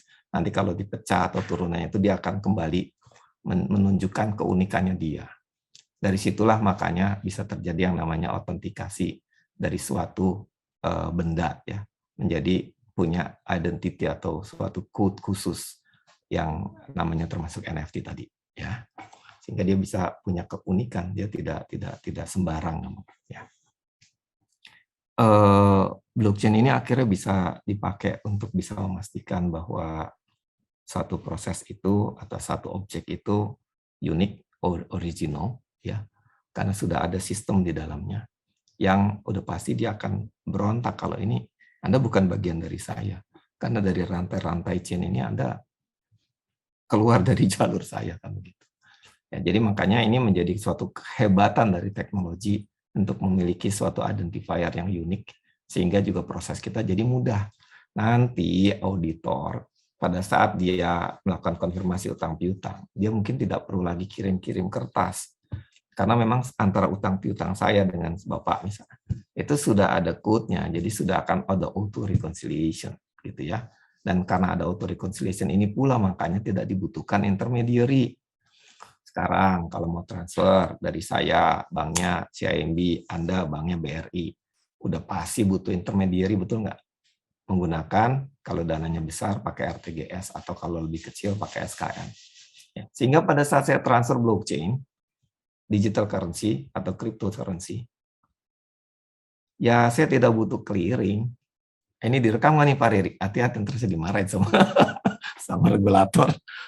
Begini ceritanya, tapi regulator juga udah akan mengeluarkan yang namanya CBDC ya, CBDC Central Bank Digital Currency. Dia tidak bisa akhirnya berpikir ke sana dan secara resmi dinyatakan bahwa Bank Indonesia akan mengeluarkan Central Bank Digital Currency berbasis blockchain. Ya, tapi jangan samakan dengan kripto, cuman basisnya sama. Tadi sampai mana ya bicara, jadi saking tertarik yang ngajar. Jadi that kind of cryptocurrency, they don't need an intermediary. Saya punya teman banyak, kalian juga antara akan kenal saya satu lagi, saya anggota partai, salah ngomong, Persatuan Wartawan Indonesia. Saya jurnalis, saya punya media Aku Tahu, followernya ada sekitar 147.000, namanya Aku Tahu tadi udah disebut, kalian main ke Instagram ya. Kalau pengen cepet pinter, ini bukan promo, ya nggak sama sekali, karena itu juga social enterprise, saya tidak nyari duit di situ. Tapi kalau kalian pengen benar-benar dapat yang paling update, pengetahuan terkini, ringkas dalam waktu, saya udah hitung pakai stopwatch, dalam waktu 4-5 detik Anda baca, satu, Anda paling tahu hal yang terkini terjadi, yang happening. Yang kedua, dijamin, karena ada bagian dapur yang bekerja, menuliskan bagian knowledge, dijamin Anda lebih tahu dari orang lain. Namanya makanya Aku Tahu. Ikutin. Jadi paling depan, lebih pintar dari orang lain. Pengen lebih pintar dari orang yang baca itu. Itu message-nya. Ya, saya bukannya iklan sama sekali, enggak. Di sana istilahnya pendapatan tuh cuman 1/10 dari cost. Jadi itu misi sosial saya sebenarnya. Makanya juga karena apa ya? Ya istilahnya saya tidak dapat, yang ada malahan saya donation dan subsidi ke situ. Jadi sayang kalau nggak dipakai ya. Harapannya naik terus sampai ke 300.000 atau 500.000 soon gitu ya. Jadi adik-adik gunakan ke Instagram, adanya di situ. Ketik Aku Tahu pakai H gitu ya. Ada tim yang bekerja setiap hari, setiap malam untuk meringkas ke dalam satu postingan di Aku Tahu. Ya, Oke, tadi kembali ke cryptocurrency yang berbasiskan blockchain. Ya. Bahkan ya tadi kenapa urusannya dengan Aku Tahu, karena saya jurnalis, jadi temannya banyak. Saya punya teman orang Rusia, saya punya teman orang Ukraine, gitu ya, dan berbagai tempat. Kenapa Ukraine? Karena ada satu kondisi di mana saya memungkinkan untuk connect dan discuss dengan mereka. Kaitannya apa dengan urusannya blockchain dan cryptocurrency? Pada saat terjadi krisis di Ukraine kemarin, banyak orang yang pengen membantu, ya kan? Terus pada sibuk lah. Nomor bank lu berapa? Gitu. Oh bank apa? Kagak terkenal di Ukraina, kagak. Bahkan Swift code-nya juga susah. Bahkan pada saat saya cek dia kasih saya Swift code ya, itu saya tidak bisa transfer. Saya minta orang BCA, ini Swift code-nya, bisa nggak saya kirim uang ke sana? Nggak bisa Pak Riri, Pak Gunawan. Dan saya ngelihat akhirnya masyarakat menggunakan apa untuk membela di sana dalam hal kemanusiaan. Ingat ya, ini bukan tentang political stand ya. Saya neutral dan Indonesia juga bebas aktif neutral, tidak berpihak pada salah satu. Cuma kalau bicara kemanusiaan, siapa yang sedang mengalami kesulitan, mau itu pun itu Rusia ataupun Ukraina, saya pakai akan tergerak membantu. Nah, pada saat itu orang membantunya tidak bisa transfer uang, melainkan membantunya mentransfer uang kripto. Ya, cek di internet aja. Uang kripto ngalir deres ke sana. Jadi dalam pengertian ini berarti apa?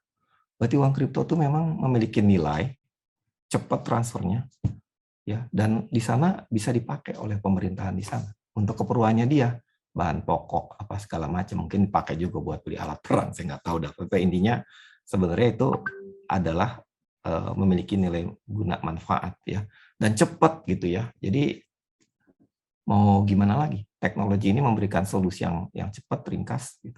Sehingga kalau kita masih pakai pola lama ya akhirnya mau nyumbang aja susah gitu. Seperti itu gitu ceritanya ya.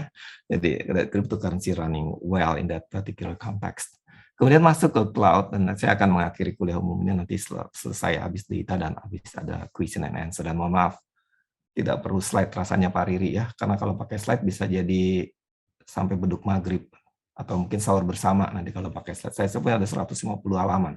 Lah capek nanti saya rangin slide by slide itu. Mendingan saya kasih slide-nya ke Pak Riri, nanti dibagi pada baca-baca aja gitu ya. Nah, jadi cloud computing begini ceritanya. Cloud is cloud dalam pengertian awan gitu ya. Tapi sebenarnya bukan dalam arti apa ya, virtual seperti itu. Jadi computing yang berada di cloud artinya tidak berada di saya, itu aja intinya, ada di tempat lain. Tapi tempat lainnya ini sesuatu yang bisa diakses dari mana-mana. Ya, kalau pakai Coca-Cola itu di mana saja, kapan saja gitu ya. Jadi karena ada jadi cloud, saya ada dimanapun di Bandung, cloud saya sama. Kalau saya jalan-jalan ke Jogja, cloud-nya sama. Sehingga saya jadi mobile, betul nggak? Ya kan? Jadi saya jadi mobile. Saya ke Argentina juga cloud-nya sama. Itu cloud yang disediakan oleh banyak provider seperti Google, Amazon, dan Indonesian Cloud juga ada. Ya, yang jelas sekarang semua juga sudah menggunakan cloud. Contoh, kalian kalau ganti handphone, ya handphone baru. Kalau zaman dulu kan transfer tuh antar handphone. Sekarang kan Anda tinggal declare, Anda login pakai Gmail, dia akan langsung ngirim lagi data yang kemarin kesimpan di cloud ke dalam address book Anda. Jadi Anda sudah menggunakan Google Cloud. Ya, jangan lagi ada yang bilang, aduh, saya tidak pengalaman, saya tidak tahu apa itu cloud. Hari-hari kalian sudah dipenuhi dengan cloud, ya. Jadi sudah menggunakan cloud, gitu ya. Dan sekarang pun perusahaan nyimpennya di cloud. Kenapa? Kalau tidak nyimpen di cloud, pilihannya saya nyimpen di tempat saya atau di premisnya saya. Pertama ribet, ya. Kenapa? Mesti bikin data center room. Nah, bikin data center room itu susah. Server mesti diatur supaya kalau kena air banjir itu tidak kena ke server. Ya kan, jadi desain ruang data center itu rumit ya. Akhirnya daripada sendiri-sendiri ada ratusan, ribuan, jutaan perusahaan tuh membuat data center. Ya capek lah, nggak efisien. Kalau buat vendornya data center, ya dia senang jualan server ya. Tapi sekarang dia sunset industrinya karena orang udah nggak beli server. Dia pakai server yang ada di cloud dan itu dipakai rame-rame. Jadi sekarang strateginya juga semua mengarah ke cloud. UMKM ke cloud juga. Datanya dia ada di cloud. Ya, nanti akan ada isu tentang keamanan, privacy, kerahasiaan negara, dan segala macam. Iya, pasti itu ada. Nah, kita pikirkan sama-sama, security, privacy, confidentiality, and anything, the sensitive information. Ya, tapi kalau kita tidak memikirkan ke sana, tidak bergerak ke sana, jadul lagi jadinya, ketinggalan zaman lagi. Pada saat kita ngaudit cloud atau bukan cloud, beda. Ya kan? Kalau kita ngaudit cloud, kan tidak mungkin cloud ini digunakan oleh jutaan customer. Jadi bisakah setiap customer mengirim auditornya ke cloud, berarti ada 1 juta auditor ngaudit cloud. Cloud provider-nya bisa pingsan, betul nggak? Makanya ada yang namanya SAS, berapa itu? ISAI 1403 atau berapa, saya lupa. Kalau dulu SAS 70 ya. Itu ada satu auditor yang ngaudit, kayak Amazon Cloud, itu diaudit. Auditnya itu dipakai oleh semua pengguna jasa. Ya, saat ini cloud-nya Amazon is audited by EY. Opininya pun kalian bisa akses, tinggal searching aja. audit opinion on the web Amazon Cloud Service. Ada opininya. Dan biasakan para auditor ini jangan cuma ngeliat audit laporan keuangan ya. Laporan auditor independen per 31 Desember. Aduh, bosen nggak sih ngeliat kayak gitu? Udah beratus-ratus. Bosen saya mah. Sekarang ada laporan auditor yang tanggalnya tidak 31 Desember. Tanggalnya mau 17 September atau tanggal 13 April, wis nggak ada masalah gitu. Karena memang dia kalau bicara audit atas kontrol, itu kan tanggal, bukan periode. Betul ya? Jadi atas asersi yang juga berbeda dengan laporan keuangan yang bisa diaudit, maka keluar audit atas internal control terkait keamanan dan kerahasiaan. Jadi asersinya bukan completeness accurate, bukan. Ya beda ya, itu kan financial statement. Ingat ya, kita tidak sedang bicara financial statement, kita lagi belajar yang lebih luas lagi pagi ini, yaitu non-financial reporting. Ya, atau internal control yang berbasis teknologi yang ternyata bisa diaudit dan menghasilkan pendapatan. Ya, profesi auditor juga makin berkembang. Ada auditor TI, auditor sistem yang memeriksa sistem keamanannya Amazon, sistem privacy-nya, prosesnya dan segala macam. Banyak, ada web trust, ada systrust di Amerika tuh jelas, very clear. Jadi ada standarnya sehingga bisa diaudit, ada opininya sehingga investor atau pengguna bisa jadi punya trust atau kepercayaan. Kita adalah jembatannya. Akuntan dalam profesi secara spesifik adalah auditor, adalah jembatannya, bridge-nya, seorang yang independen dan mampu. Ya, itu lahan atau bidang yang sekarang mah jadi makin rame sekali. Jadi saya meninggalkan jejak bahwa market ini semakin luas. Tinggal kita mau nggak menjemput market yang baru itu. Atau jangan-jangan, saya kepengen jadi financial auditor aja. Ya terserah dah gitu. Saya mau bosen ngomongin kayak begitu. Udah dikasih tahu demikian banyak, lahan yang sangat luas nih, tidak juga bergerak ke sana, lama-lama diambil sama insinyur. Ya, ingat ya, yang namanya cost accounting, itu yang nemuin activity based costing, itu bukan accountant. Insinyur, namanya siapa Pak Riri? Pak Gunawan. Robert Kaplan. Dia bukan akuntan. Ya, waktu saya kuliah dulu, begitu tahu dia insinyur, saya langsung ini, Masya Allah, gue nggak pengen jadi akuntan yang tradisional, gue malu gitu ya. Tapi yang ngomong gitu di kelas cuma satu orang, namanya Isnani Ahdiat. Murid-murid yang lain mau dia ngikut aja kuliah. Dosen juga terangin. Tapi saya orang yang memang terlalu introspeksi, Pak. Jadi saya, berarti kalau gue ikut arus utama, gue salah. Gue harus punya terobosan. Lihat aja, dia bisa nerobos saya. Masa saya kagak bisa nerobos dia? Gitu kan. Jadi saya belajar semuanya tentang A, B, C, dan terakhir adalah data. Data, kalian sudah dengar istilah big data ya. Kuliah ini singkat, mudah-mudahan banyak intisari yang bisa dipetik ya. Jangan lihat big-nya dari segi size-nya. Kalau dari segi size-nya Anda akan nanya itu handphone, memorinya berapa, 1 GB atau berapa terabyte. Tapi data ini dimensinya banyak. Kalau kita bicara big ya, bukan cuma size-nya atau volume istilahnya, karena ada V namanya, V volume, ada veracity, ada velocity, ada segala macam. Jadi yang namanya data itu ternyata bukan cuma dilihat dari size-nya. Dan akuntan harus hati-hati, kenapa? Karena gini, saya kasih landasannya dulu ya. Data di era sekarang itu sangat penting. Begitu diolah jadi informasi, dia akan bisa mendukung yang namanya decision making. Itu sudah rujukan. Namanya information is for decision making. Ya kan, decision making untuk apa? Ya banyak. Satu untuk mencari masalah. Kedua, ya dan ini biasanya saya ringkas aja. Selain untuk problem solving, saya pengen capitalize opportunity. Saya pengen melakukan sesuatu yang baru. Bukan cuma mencari masalah. Dua itu. Jadi makanya information yang berbasis dari sumbernya data. Itu menjadi penting. Sekarang pertaruhan kita adalah siapa punya data dia menang. Sampai pun dalam satu pemilihan presiden di satu negara, karena dia menang lebih banyak penguasaan datanya, maka jadilah dia presiden. Bisa ditebak negara mana gitu kan ya. Sampai bahkan dengan data sendiri dia bisa baca, mohon maaf sini ada siapa, ada Alia ya.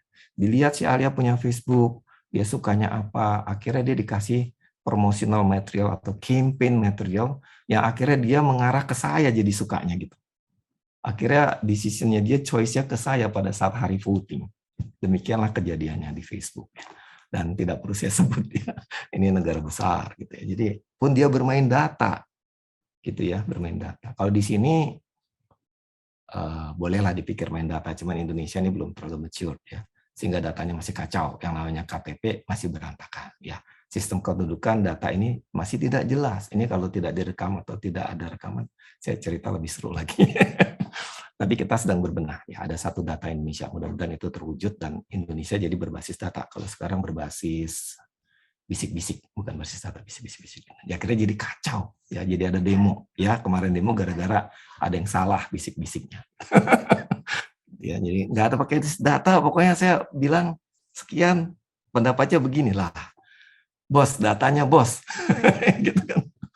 Ya, jadi susah, namanya decision making ini susah. Ada keributan dalam organisasi, ada yang namanya single version of truth. Bahkan di organisasi, di dalam rapat board, itu suka ada data penjualan saya, berapa customer saya, ada 2 versi. Karena si A, si B melaporkan dengan menggunakan basis data yang beda. Kenapa? Karena tidak integrated database. Makanya kalau AS auditor itu harus memeriksa, meyakini database-nya integrated. Gitu ya. Kalau tidak integrated ya kacau nantinya, akan ada berbagai macam versi data. Ya kembali kepada big data tadi. Jadi bukan cuma dilihat dari volumenya, dilihat dari juga ragamnya. Ada yang namanya structured, ada yang namanya semi structured, ada yang namanya unstructured. Dan ini bekal terakhir ya di kuliah hari ini, mudah-mudahan masih tetap belum ada panggilan dari sekretaris saya. Data yang biasanya structured yang kalian kenal. Data kepegawaian, data kemahasiswaan. Nama istilahnya dia, nomor pokok mahasiswa 08 bla bla bla gitu kan ya, alamat gitu kan, dan segala macam itu adalah data yang terstruktur, yang sangat bisa diolah ya, diketahui berapa jumlah laki-laki, berapa yang umurnya, berapa hobinya apa, ada di situ semua. Itu structured data. Ya, semi structured lain lagi ceritanya. Dan sekarang menjadi penting kenapa? Karena tidak semuanya kita sempat membuatnya menjadi data. Ya, sekarang DJP sebagai contoh. DJP memiliki big data. Artinya apa? Dia bukan cuma merekam tentang seorang nomor NPWP berapa, penghasilan berapa, tidak. Dia punya intelijen. Sekarang kalau dia ngelihat di internet, ada orang yang suka posting itu istilahnya apa ya? Ada flexing atau apa?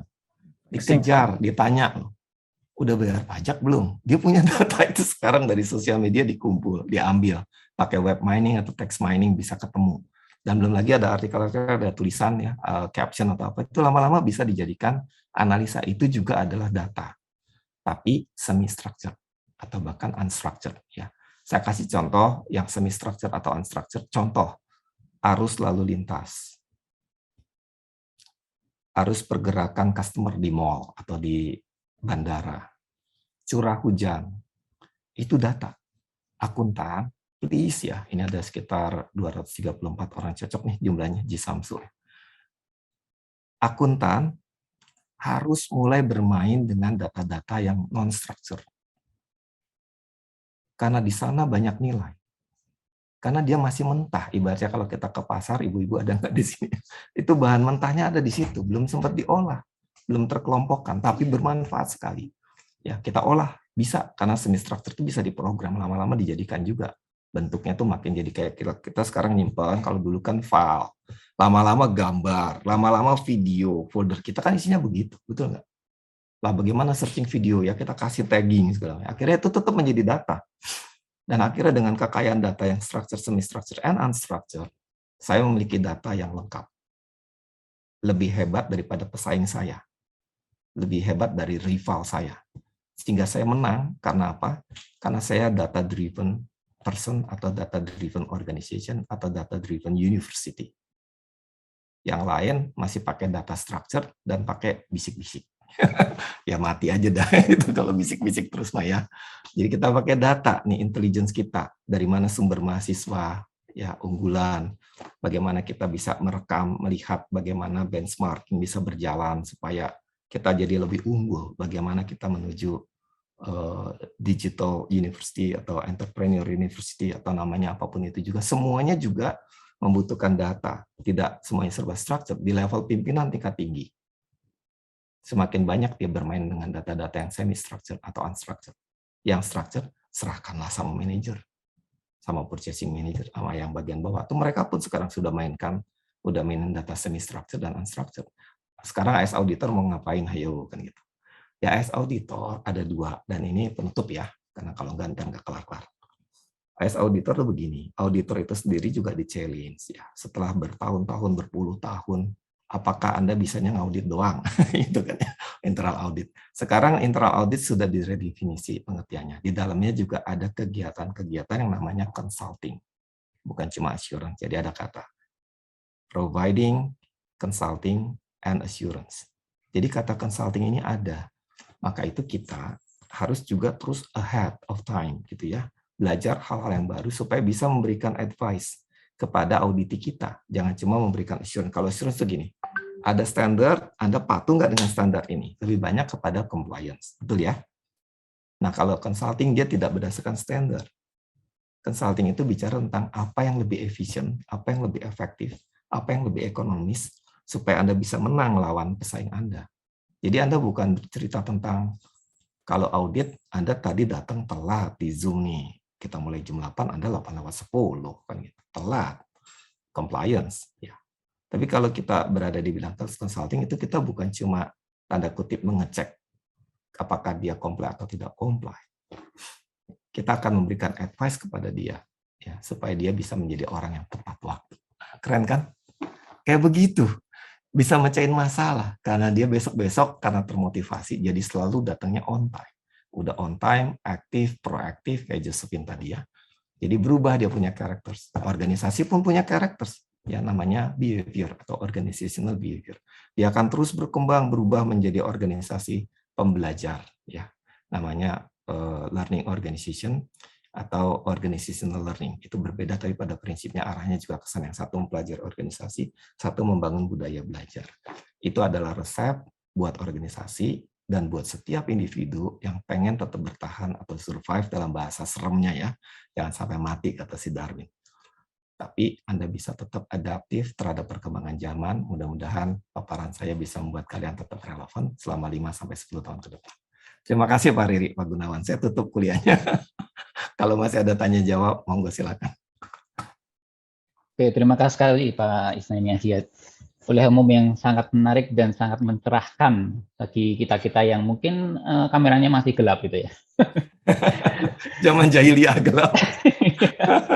Biarin aja Pak, nggak apa-apa Pak. Kalau di populasi itu begitu. Ada yang memang ngikut, ada yang belum ngikut, ada yang masih tidur, wis biarin aja. Nah ini kan ngelihat yang pada melek-melek ini, apalagi dapat voucher ya gitu ya, lama-lama juga. Mesti sabar-sabar. Sebelum diskusi tanya jawab, mungkin saya intisarikan sebentar apa yang sudah disampaikan Pak Isnaini. Yang pertama adalah sepertinya Pak Isnaini mengamini apa yang saya jualkan ke mahasiswa baru, terutama mahasiswa akuntansi, bahwa ambillah konsentrasi sistem informasi gitu ya. Itu yang pertama. Iya. Terus kemudian yang kedua, bahwa pengauditan sistem informasi itu arahnya adalah tidak menurun tapi malah naik, dan bukan masalah profesi, tapi objeknya itu berubah jadi ABCD tadi. Terus kemudian intisari yang ketiga itu adalah don't set a limit to yourself. Kalau nggak bisa jadi atlet ke Olimpiade, jadi musisi aja. Oke, saya buka sesi tanya jawab. Silakan, mungkin mau live aja Pak Isnaini atau ngambil dari chat. Kalau ada di chat box tentu saya akan perhatikan, tapi kelihatannya di sana belum ada. Jadi kalau berarti mau langsung juga multi channel, silakan ada yang mau langsung raise hand boleh, ada yang mau langsung taruh di chat juga boleh. Nah ini kebetulan mahasiswa sebenarnya sudah menyiapkan banyak pertanyaan Pak Isnaini. Tapi ya, karena ini tadi sangat menarik sekali, gitu ya, saya persilakan lebih dahulu yang mau live. Baik di chat box maupun di langsung raise hand. Ini sudah ada belum?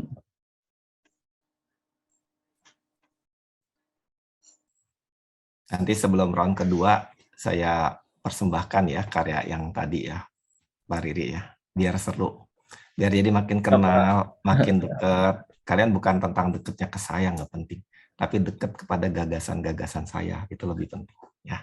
Di sini saya pengen menyapa juga nih, takutnya ada dosen-dosen yang ikut serta di sini. Mohon maaf, mohon izin ya, nuwun sewu, takutnya ada kelepasan atau salah bicara ya.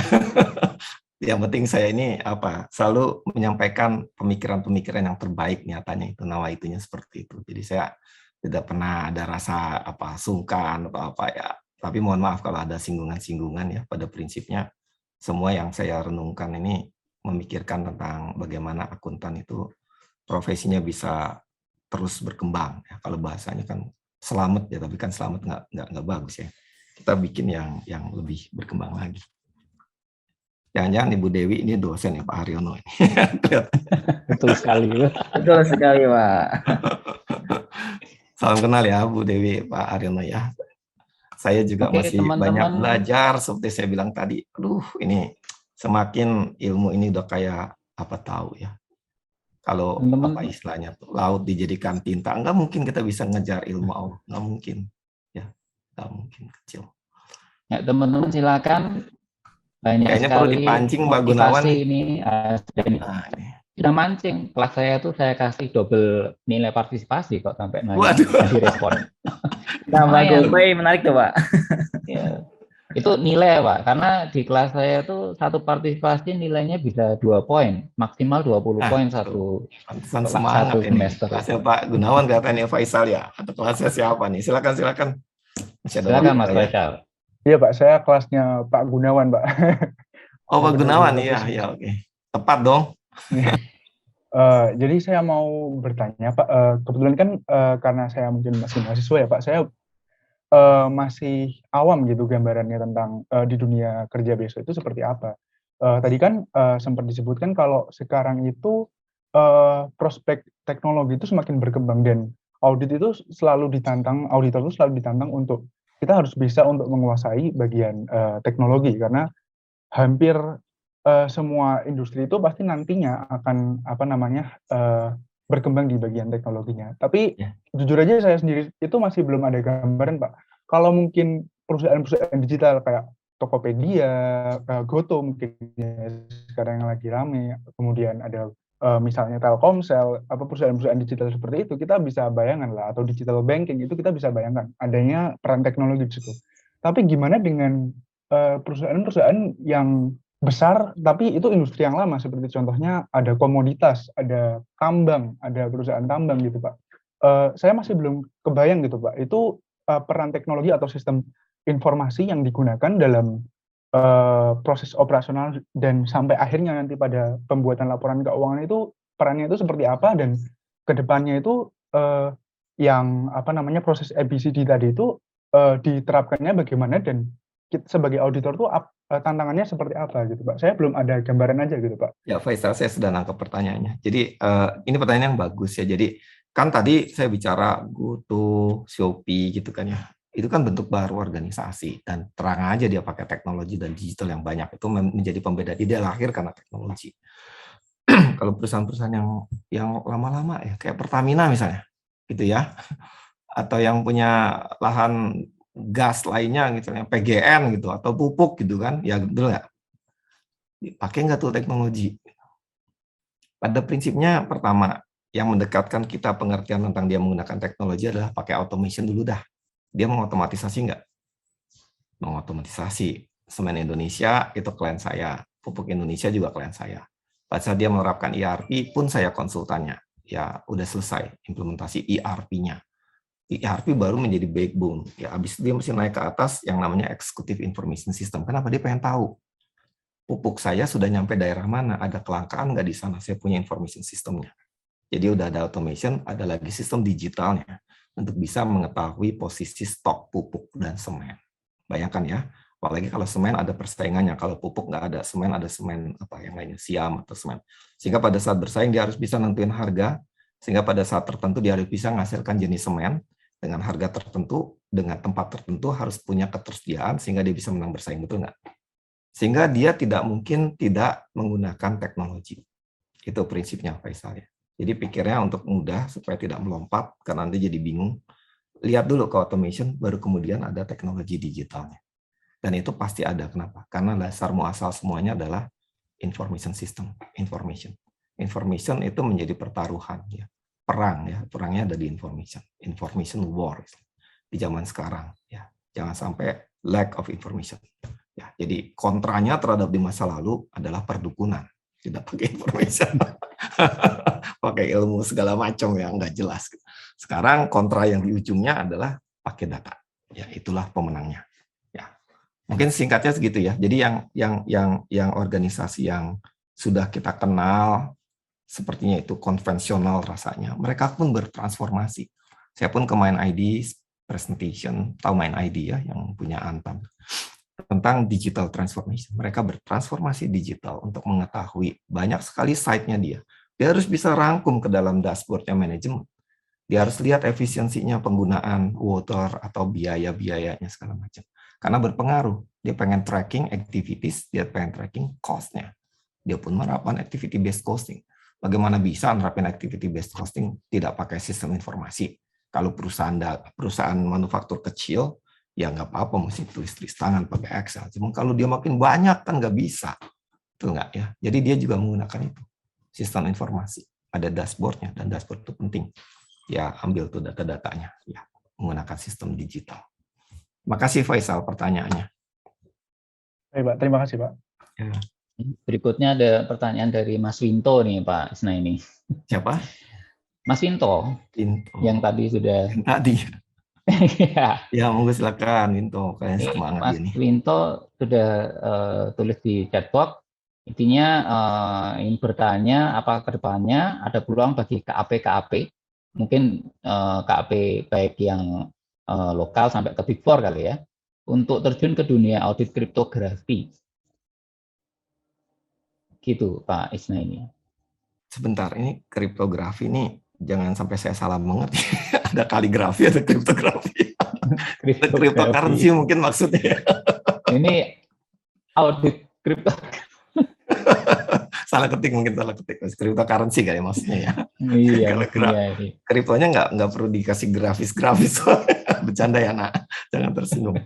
Jadi maksudnya pasti arahnya ke cryptocurrency kan. Jadi ada. Dan di Amerika, di Australia itu ada bagian audit khusus yang sifatnya audit teknologi kekinian ya bahasa Indonesia. Jadi dia emerging technologies.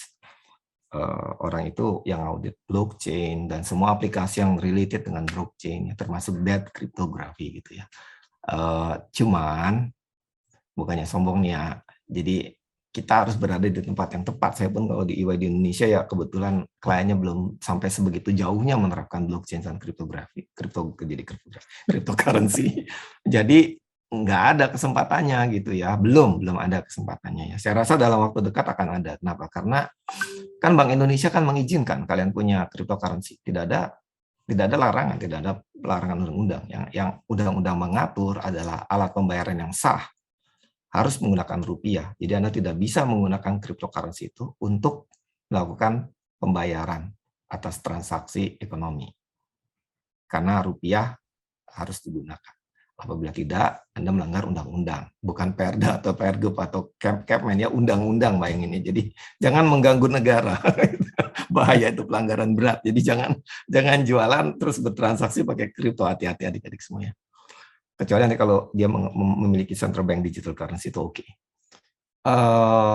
Dia tapi membolehkan Anda membeli dan menyimpan.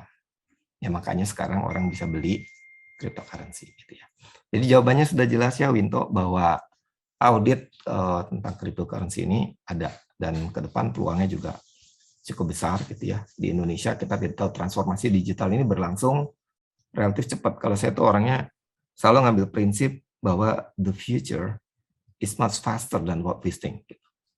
Masa depan tuh speed-nya lebih kencang daripada sekarang. Sekarang aja udah kencang, apalagi nanti. Itu pikirannya begitu. Kenapa? Karena multiplication dari yang namanya internet and the technology.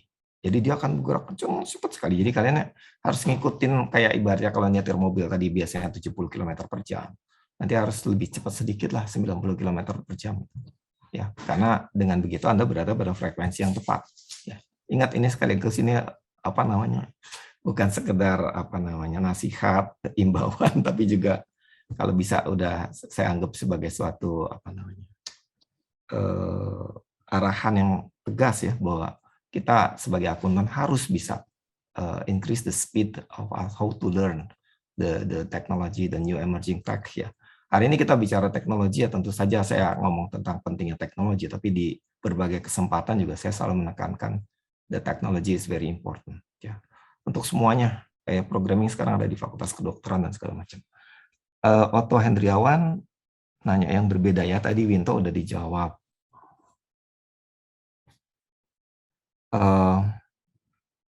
perlu memahami nggak cybersecurity, pentest, atau mempelajari dasarnya saja seperti framework COBIT. Sekarang ini ya kita lebih baik tidak hanya fokus pada jurusan, ya jurusan akuntansi iya, tapi coba digabungkan dengan berbagai ilmu lainnya. Ya makanya belajar tentang cybersecurity, pentest, atau bahkan belajar ilmu-ilmu yang terkait dengan kesehatan masyarakat gitu. Tidak ada masalah, memang harus digabungkan. Ya, jadi pastikan lagi sebelum wisuda, ya jangan cuma lulus secara akuntansi aja. Ya, kuasai yang lain, ikut kursus yang lain. Di zaman sekarang kursus tuh murah, bahkan biayanya nol. Ya. Di Google ada, di Coursera juga banyak sekali kursus gratis, di Udemy juga ada. Pokoknya yang penting, lebih penting lagi, karena sekarang tuh information flooding. Kalau di masa lalu, saya kekurangan informasi, kayak kekurangan gizi lah orang-orang kita zaman dulu.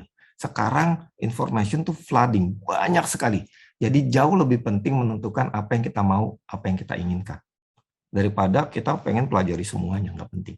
Ya, pengen tahu apa? Pelajari itu, cari sumbernya.